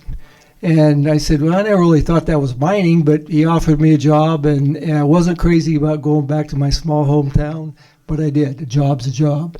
And then my wife at the time, she was a school psychologist, and she also got a job back there.